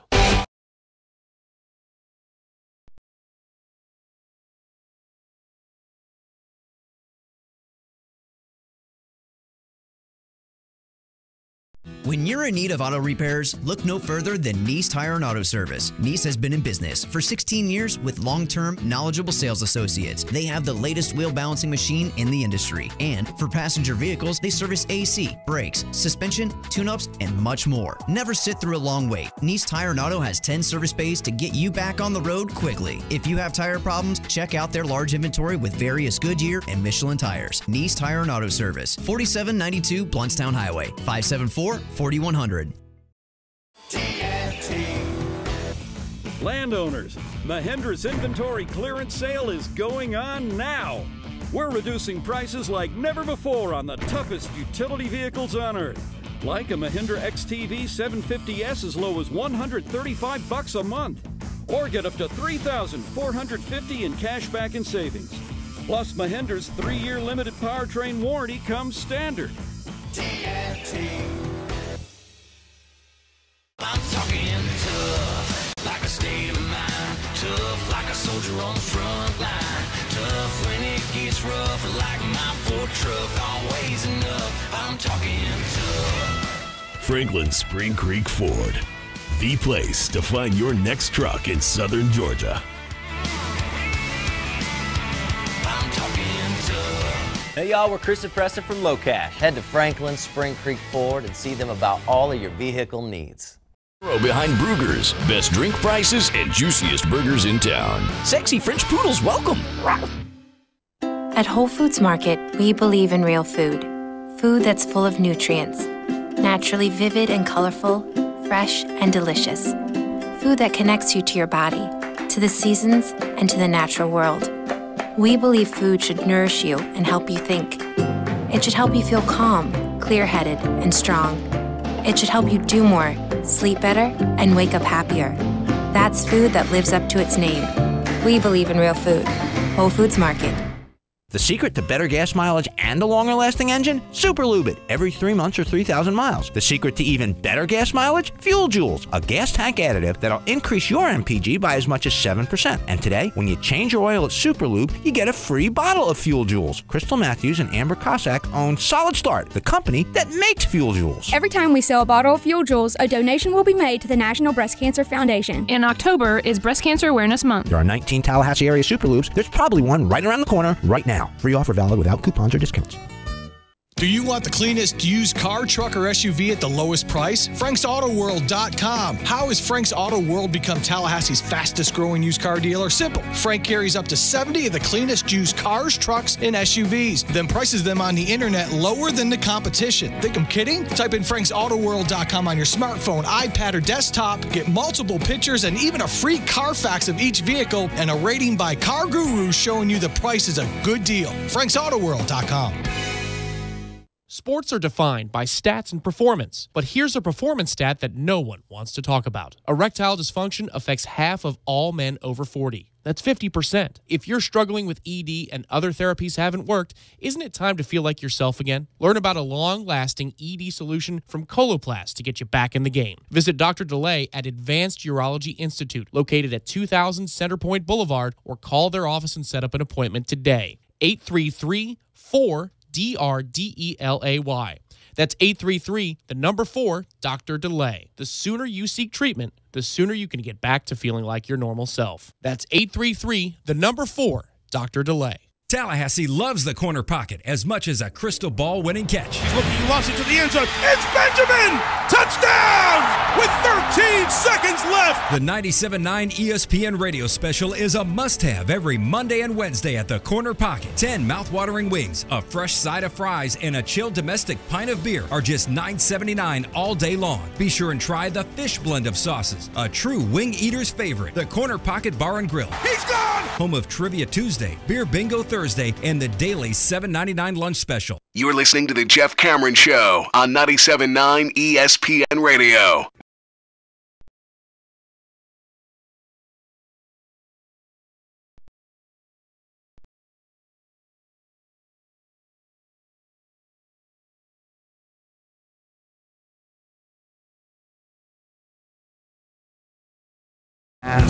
Good song.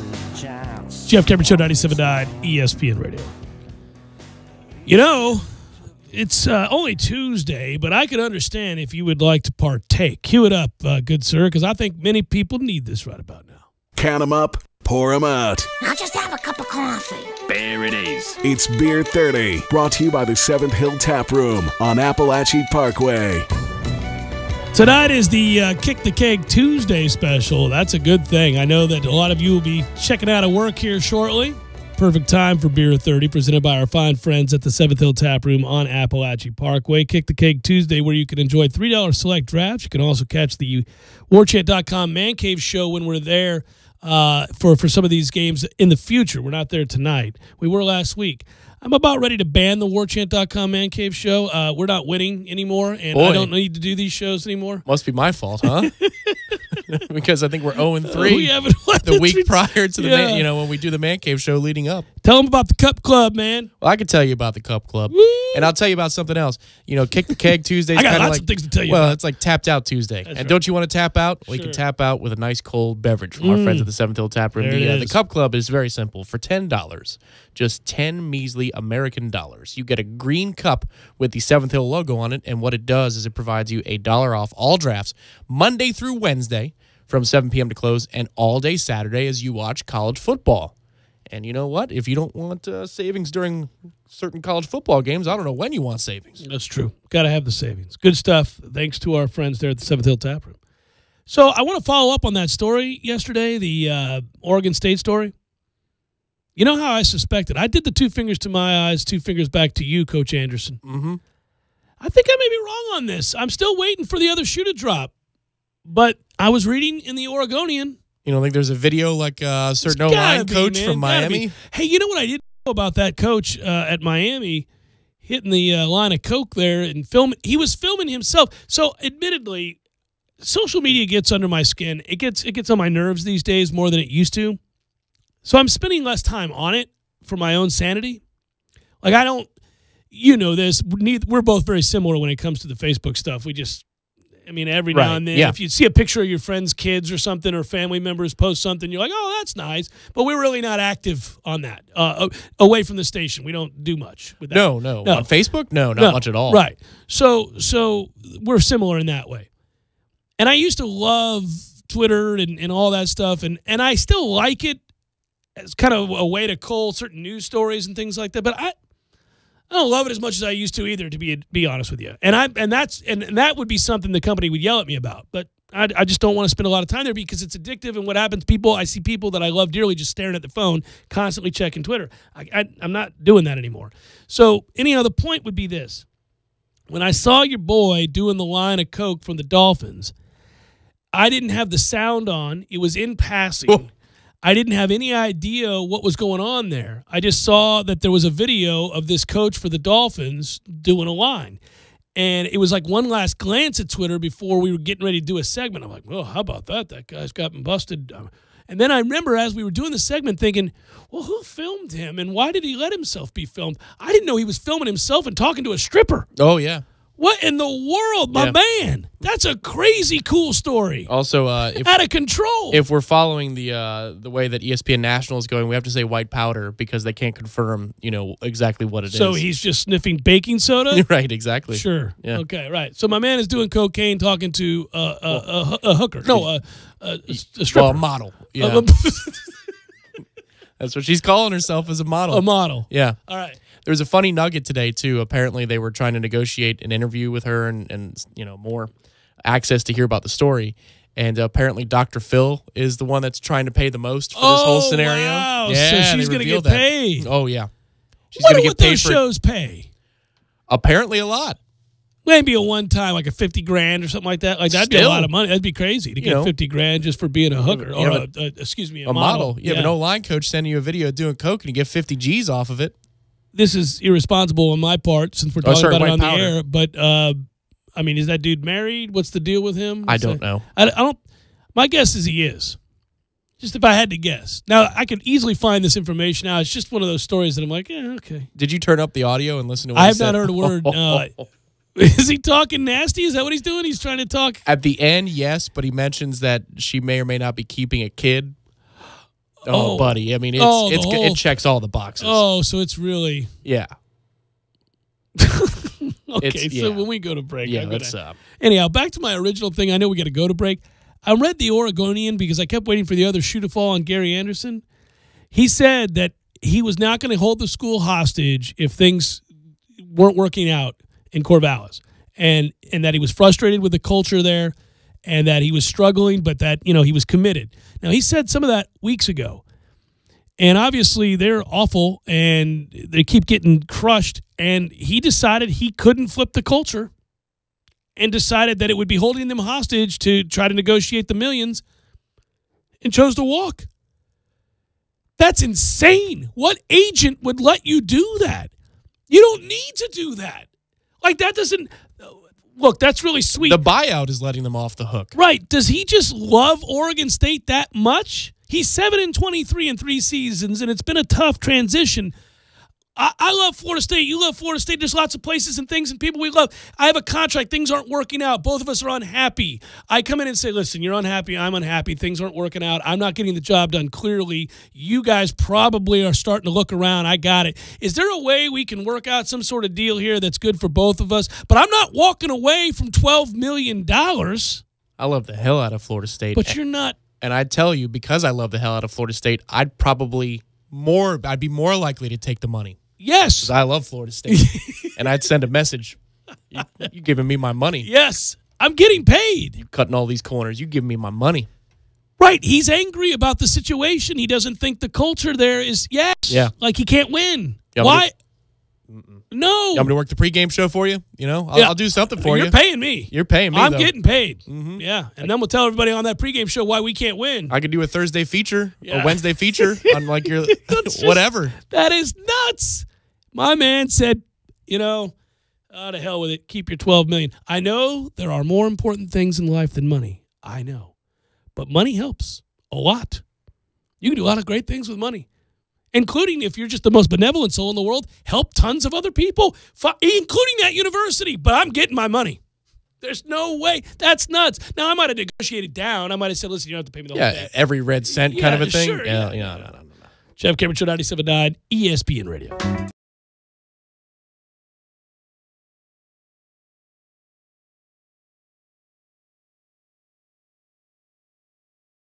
When you're in need of auto repairs, look no further than Nice Tire and Auto Service. Nice has been in business for 16 years with long-term, knowledgeable sales associates. They have the latest wheel balancing machine in the industry. And for passenger vehicles, they service AC, brakes, suspension, tune-ups, and much more. Never sit through a long wait. Nice Tire and Auto has 10 service bays to get you back on the road quickly. If you have tire problems, check out their large inventory with various Goodyear and Michelin tires. Nice Tire and Auto Service, 4792 Bluntstown Highway, 574-4100.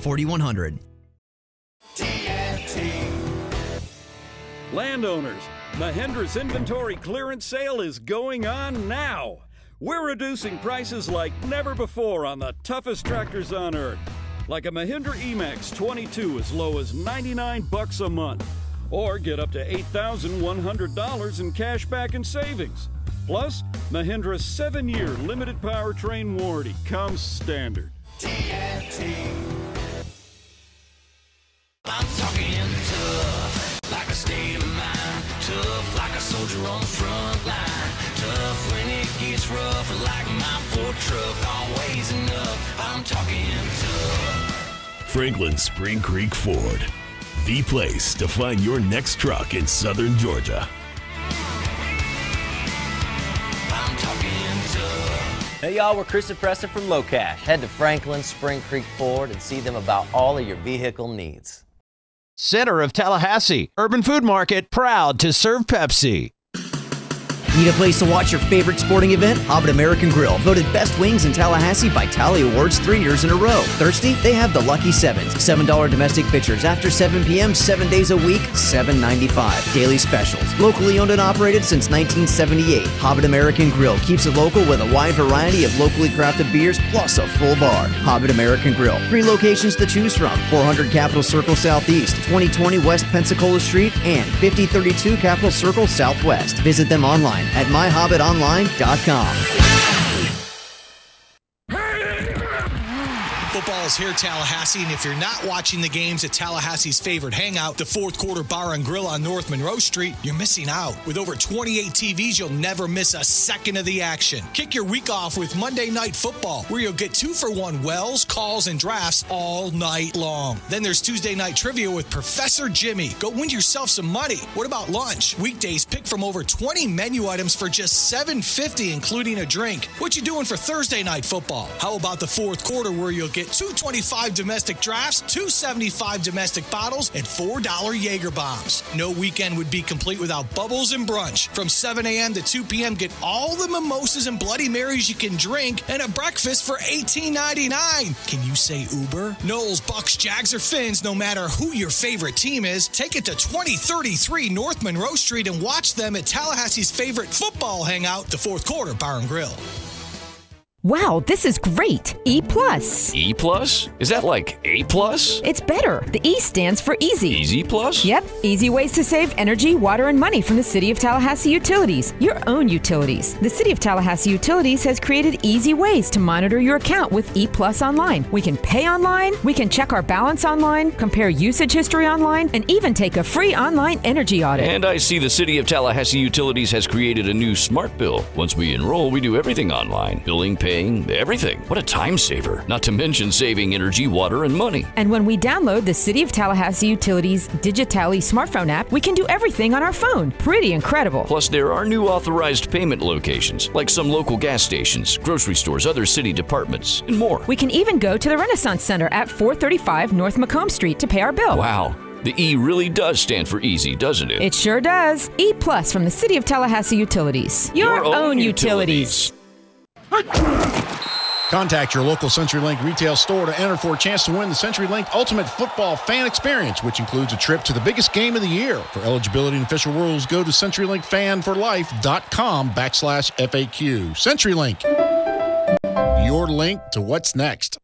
Live from the Dale Earnhardt Jr. Buick GMC Cadillac Studios in the capital city of Tallahassee, this is the Jeff Cameron Show on 97.9 ESPN Radio.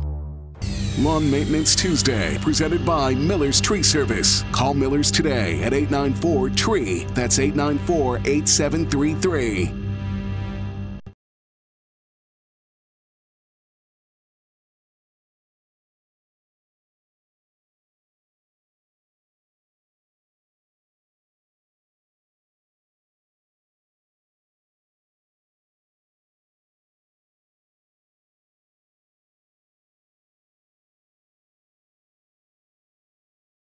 Jeff Cameron Show, 97.9 ESPN Radio.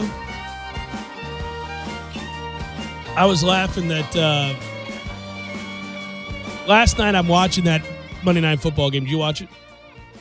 Yeah, a good portion of it. Yeah, I know why you would. That's right. I forgot. Sorry about that. Actually watched the first half of it at the 7th Hill. How'd that go?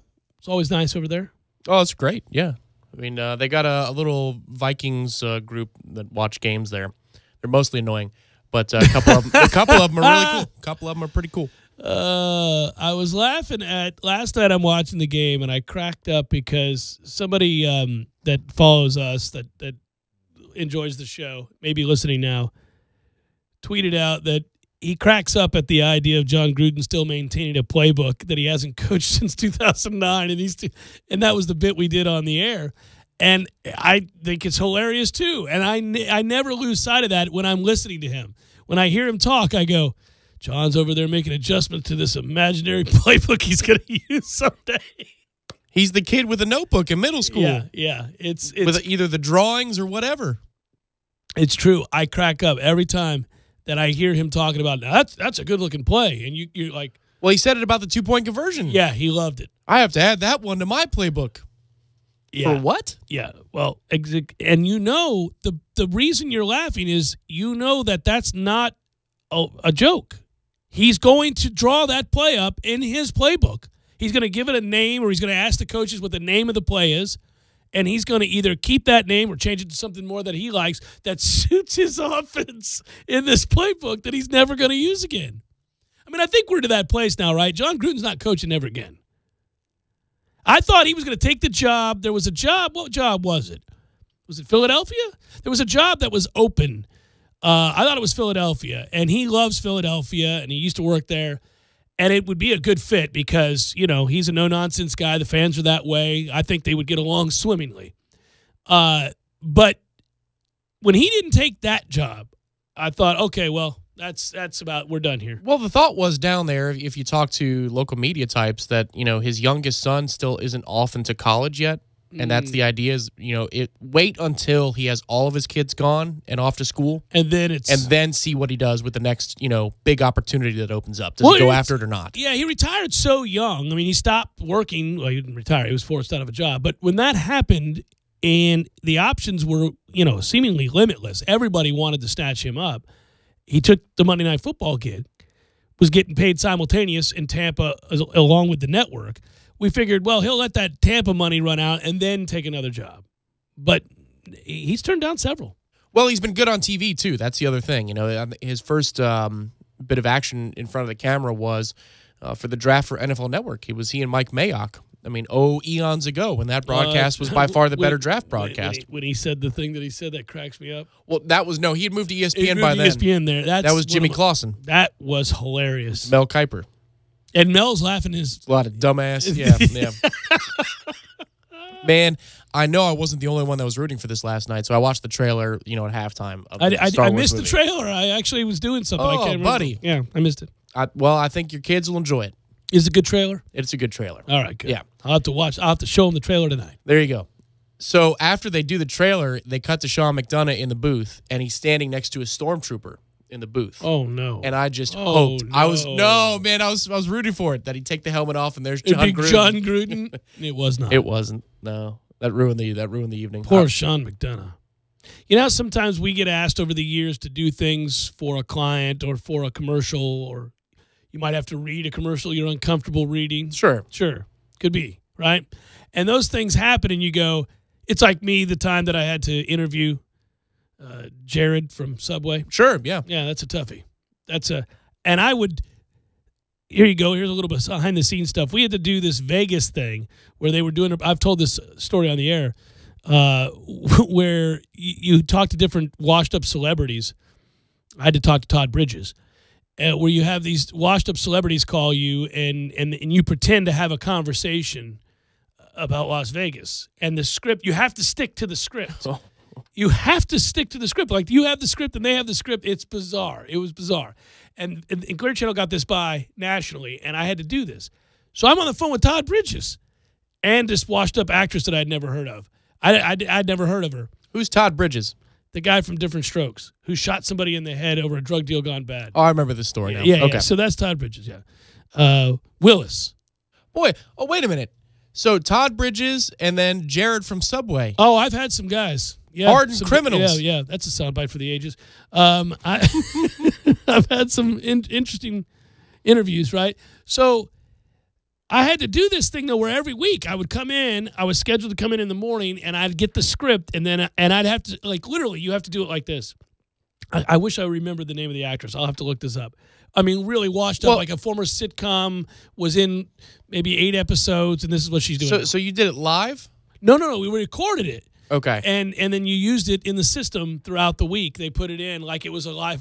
Okay, so they grabbed the audio from the other person that they had already recorded. No, he's on the line. The person's on the line. You're recording it into the system. They couldn't even do that right. No, they couldn't. It was ridiculous. And what you have to do is literally, this is true. This is true. Matt Millar is listening. I know he remembers this. I wish I could find these. They're ridiculous. One of the most ridiculous things I've ever had to do in radio. And the company made me do it. I refused.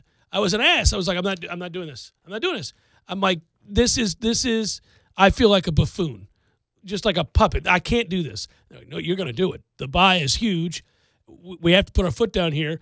You're going to do this. And I could tell they were serious. I'm like, I'm not doing it. You know, sometimes you could push the envelope. They wanted to see how serious you were. And some things in radio is that way. And you can go, I'm not doing that. I'm not doing it. Give it to somebody else. I don't want the money. I'm not doing it. Everybody's got a line. Everybody's got a line, across this line. Unless the money's obscene, I'm not doing this. And then the money's got to be so obscene that you can tell people, listen, they're giving me this much money to do this dumbassery. So the money wasn't great, and I was like, no, I'm not doing it. And they said that you are doing it. So that first day, I get the script, and I go, It's ridiculous. Hey, Susan, what have you been up to? It's been years. Like they're acknowledging that she's washed up in the opening thing. And she goes, just living out here in glorious Las Vegas. And she has to say it like that. And then I go, oh, that must be great. Las Vegas is the best. And then she goes, and if you act now, I can get you to Vegas, Jeff, you and all your listeners for just such and such, such and such. And I go, well, how do they find out about that? And you have to say it this way. You can't ad-lib. They would make you do that. And so, yeah, and I had Todd Bridges on, and I went off the script, and the script Nazi person listening, which I didn't know was listening, was like, no, that's not in the script. They cut me off. I was trying to talk to Todd Bridges like a human being. Like, that time you shot that dude in the head, I didn't ask that, but I wanted to get to that. But anyhow, no, they shut it down. None of that nonsense. Why the hell am I talking about this? Because we're 1-3? Probably, yes. Because we're 1-3. Because we're 1-3. And Vegas sounds like a good idea. I think your mind was like, you know what? I should go to Vegas. Just go to Vegas and gamble.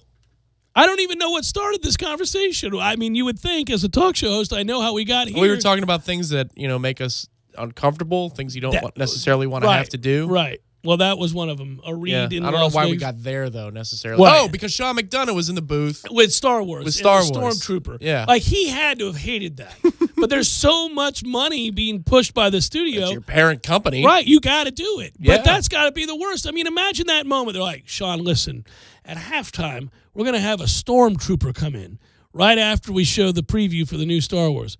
Okay. And you just stand there with the Stormtrooper and talk a little bit. It's going to be, he's got to be like, what the? Well, what? At least he wasn't the only one because, Soldier Field really embraced it, and then they marched out Stormtroopers onto the field for halftime. This whole thing. Now I'm getting uncomfortable. The whole thing is very weird. Come on, though. If it took off its helmet and it was John Gruden, you now don't tell me they would have owned the moment and made it their own? It's just absurd. The only thing dumber is asking ancient people like Mike Ditka what they think about the kneeling or anything else. The best part is that they might have said it. Like I could picture this phone call between ESPN execs saying, "Well, this is dumb. Why are we doing the debut with all this?" Well, this is crazy. Well, you're costing us money. Yeah. So here's what you're gonna do. Yeah. You sons of bitches. It immediately gets uncomfortable. You're the reason we have any figures in the red at all. They were waiting for the opportunity to pounce. So it's a casual sort of, hey, Lisa, listen, I see what you want to do on Monday night, but, I mean, really, what are we doing here? You want Sean McDonough sitting next to us? Well, I mean, why are we doing this? Listen here, you son of a bitch. Like it's immediate. You guys are the reason that we have to do this kind of shenanigans. You'll do it, and you'll smile, and you'll do it again next week, too. And I'll tell you what, when Hollywood Studios builds at Star Wars Land, you're going to be the anchor there. That's right. That's right. Get used to it and like it. And you have love to it. pay live for your it. hotel. Losers, click. Well, Sean, listen, you're going to be doing Storm. It's all right. I heard it. I'll take care of it. No problem. Oh, Jeff Cameron Show, 97.9 ESPN Radio.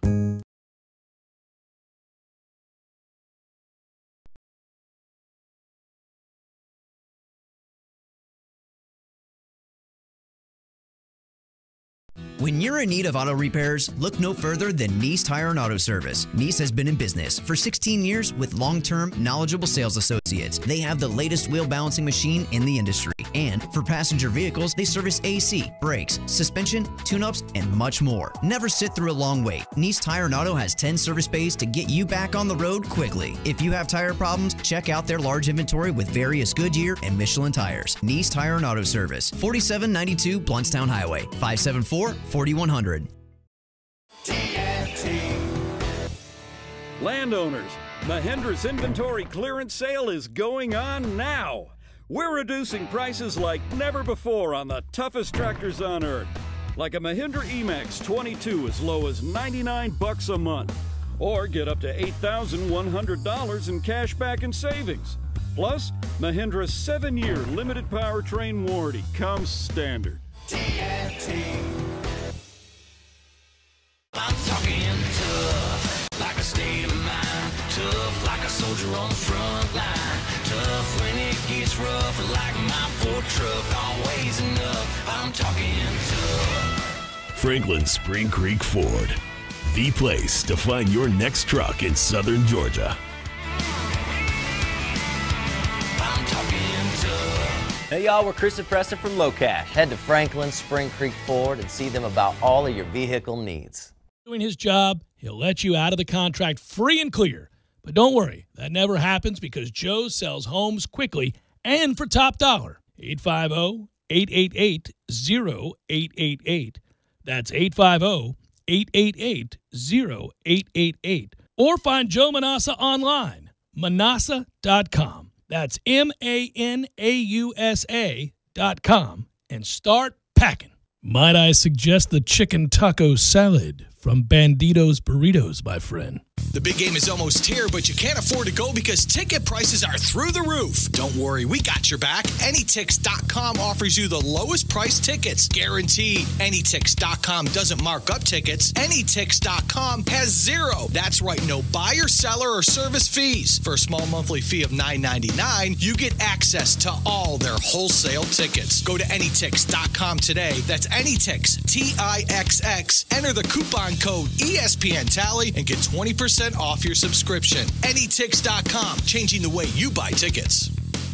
This is the Jeff Cameron Show on 97.9 ESPN Radio.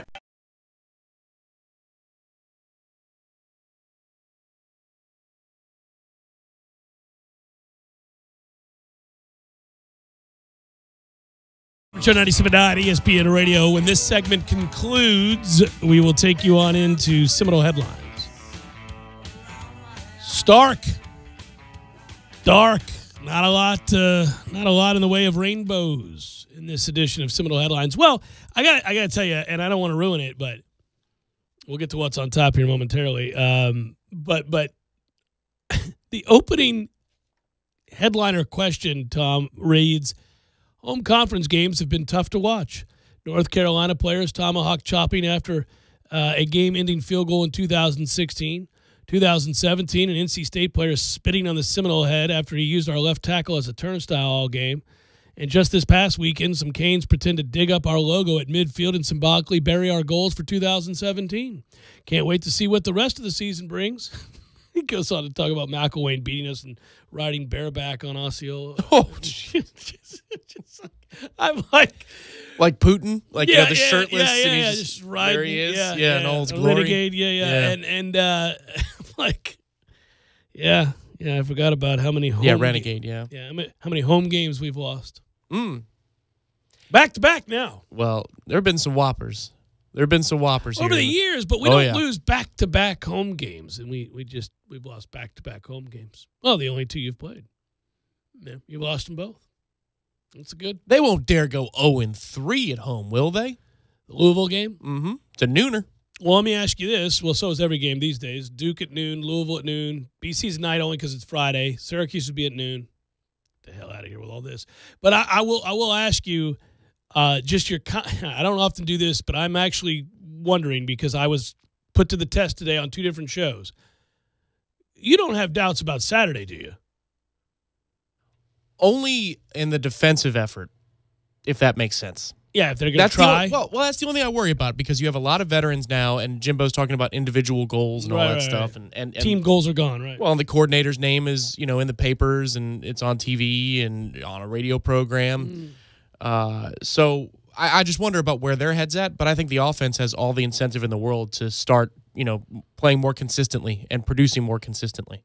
Yeah, but you really have a problem there, though, because Auden Tate is really hurt, and he's going to continue to play. But, man, I don't know what you get out of him other than a few big plays each game because he sucks it up. But Keith Gavin does not look like he's going to play in this game, and also we need to remove him from special teams. Just stop with the nonsense. But he's not going to play, we don't think. And Nooney is Nooney. You relying on George Campbell here? I mean, who you relying on? I think Jimbo likes DJ Matthews in his tiny body frame because he said, yesterday in his 1 o'clock, he said, well, he's really close. So to me, that tells me that if they're going to come bring somebody off the bench, it's him. But it's the running attack. It's a two-headed monster at minimum, and then Amir Rasul will come in the fourth quarter, and we won't really use him that much, but he'll be a decoy or something. And there's your running back game. Wouldn't you just stack the box and say, go ahead and beat me? Throw the ball? If you're Duke? Yeah. Yeah, I mean, I would think, listen, Miami's front seven's really good.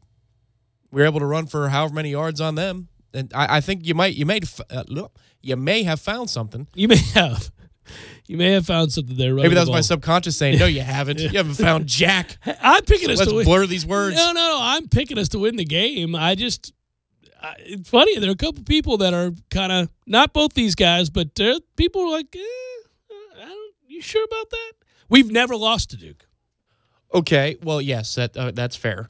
The number 6.5, right? It's not a big number it's at all. Not a big number. Yeah. If you're asking me if I touched that, I'm not sure. I'm going to give the 6.5. Going to Wake, I was sure. I was, and I too. paid for it. Well, I was really sure. Wake's tearing you up, man. You were sure about Clemson this weekend. You can't be messing with Wake.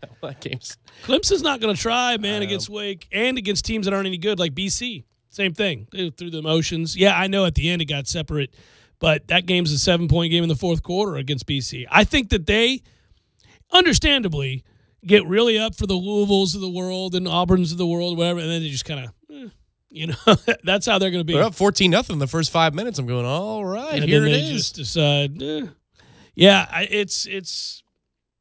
We got other things on tap. Let's do this. Let's go ahead and cue it up, my friend. Ready for a cold one? Proof Brewing Company in Railroad Square Art Park presents What's on Tap. So, Jeff, what'll it be? Well, unfortunately, no hockey tonight like there was last night. Way to go, Bolts.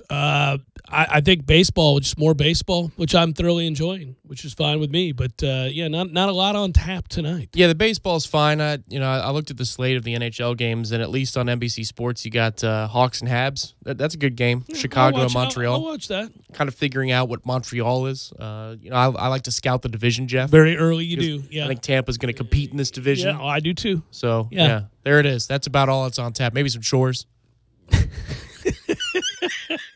That is so emblematic of our football season.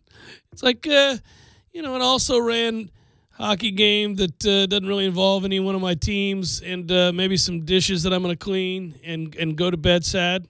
I mean, that's kind of what's on tap right now. That's so perfect for our season. There are dishes to be done. There's no doubt about that. There are dishes that must be washed at some point. Yeah. Our thanks to Proof Brewing Company for sponsoring What's on Tap. Proof Brewing Company since 2007 offering Tallahassee's finest craft beer selections at their massive tap room in Railroad Square Art Park, which is a cool place when it's not 1,000,000 degrees outside, and canned deliciousness in stores near you. I think part of that was in the copy and part of that wasn't in the copy. Probably the 1,000,000 degrees outside. No, line. that part probably wasn't. They in didn't the copy. post that in the copy. But okay, I understand that we are we're on a gondola ride into the darkness right now. With Seminole headlines right into up. the side of the mountain. Okay. But did we not see James Blackman take a step again in the fourth quarter? I thought so. I need him to start quicker, but that's on Jimbo. So, yeah, I agree. But is that not a reason to at least be somewhat excited to watch this football game if we've, again, altered our expectations and trajectories and all that stuff? Yeah. I just picture a team that comes out listless at noon. I just do. I can't see them charging out of that, the walk around the track. I can't see them all pumped up, rolling out there and just and the weird part is too, I don't even know that like Duke at Wallace Wade can't provide the atmosphere either because they're on a 2-game losing streak. They had their Super Bowl against Miami and got stomped 31-6, then turned around and lost to Virginia, which is doing some good things right now. And dare we? Let's get behind it a little bit here. Where's the gusto? All right, for this, here we go. Here we go. Here comes Virginia. We're like a perfect 4 for 4 this year. This is good. Yeah, we figured this all out. More successful than our team is at home. How about Virginia? Boy, the blinding beauty of Charlottesville. They're getting it done. So I would just say that that Duke now on a 2-game losing streak, going the wrong way offensively. Yeah, they're going to be kind of like, basketball season starts. They're getting pumped about practice just beginning. They've turned their attention. Are we going to have to turn our attention to the fact that basketball practice is starting? Hey, man, the jam with Coach Hams on Friday. I mean, there you go. There it is. How about that? That's it. That's where we are. And nothing against the undefeated at home Seminole basketball team last year, but I'm not ready. I'm not prepared to make that turn. It's not time yet. What are you ready for? What are we ready for? I'm not ready for that. I'm just ready to get a win on Saturday. Just get you a win. A win? Just get you a win. Can we get a win? Just a win. Not a – well, you know what I'm ready for? I'll tell you what I'm ready for. Beating somebody's ass. I am tired of just getting by. Man, we don't do anything that's not extremely difficult. Everything is so arduous. Can we please just beat somebody's ass? Can I be watching on Saturday and go, damn, Noles up 38-7. You know, can we score in the 30s? Dude, don't you remember the ULM game last month? We took care of business against ULM last month. I just want a game that allows me to relax, think about what kind of fish I'm going to have tonight, what kind of what I'm going to pair that with. You know, am I going wine here or beer? What are we going to be doing tonight? Oh, well, when the Noles get done winning this game, hun, we'll grill out or we'll take the kids out to eat or we'll go to the park or whatever we're doing. But I don't want to have to worry about, hold on. You can't talk to me right now. We're tied at 14 in the fourth with Duke.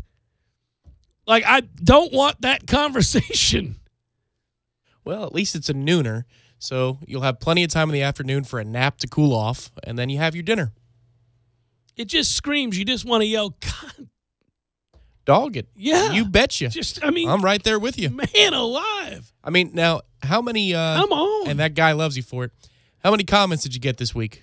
Because I thought I saw the booklet. It's quite a booklet. Oh, here. They're over here. Yeah, Pages, huh? I'm not kidding. I'm not making this. Yeah, you're looking. Yeah, no, they all begin. Please tell me you filtered some of them before you read them. Yeah, I did. Bryant made me laugh right at the beginning. I got to give him credit. He said, do you think Jimbo's considered using Cam Akers in the Wildcat? I'll hang up and listen. Thanks, guys. That was good, you know. We've had quite a few people make me laugh in here. Eric, for example, writes, I want to give you guys props for taking my question. I'd also like to give myself and congratulate myself for asking it.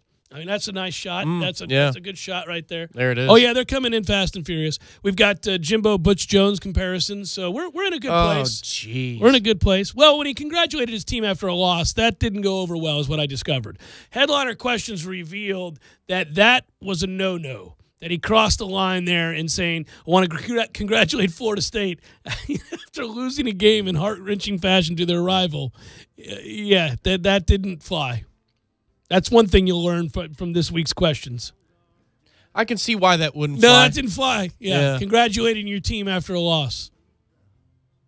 Yeah, that's probably, you know what?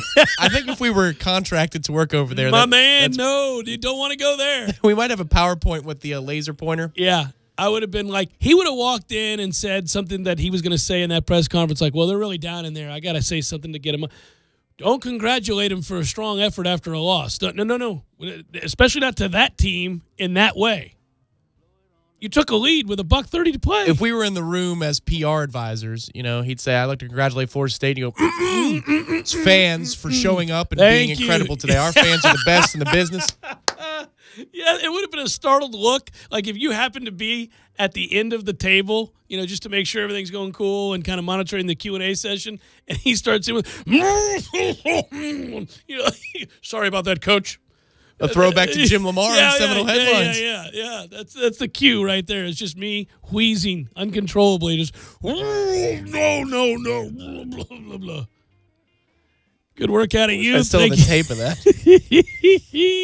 Good work, Matthew. Seminole headlines up next. Stay tuned.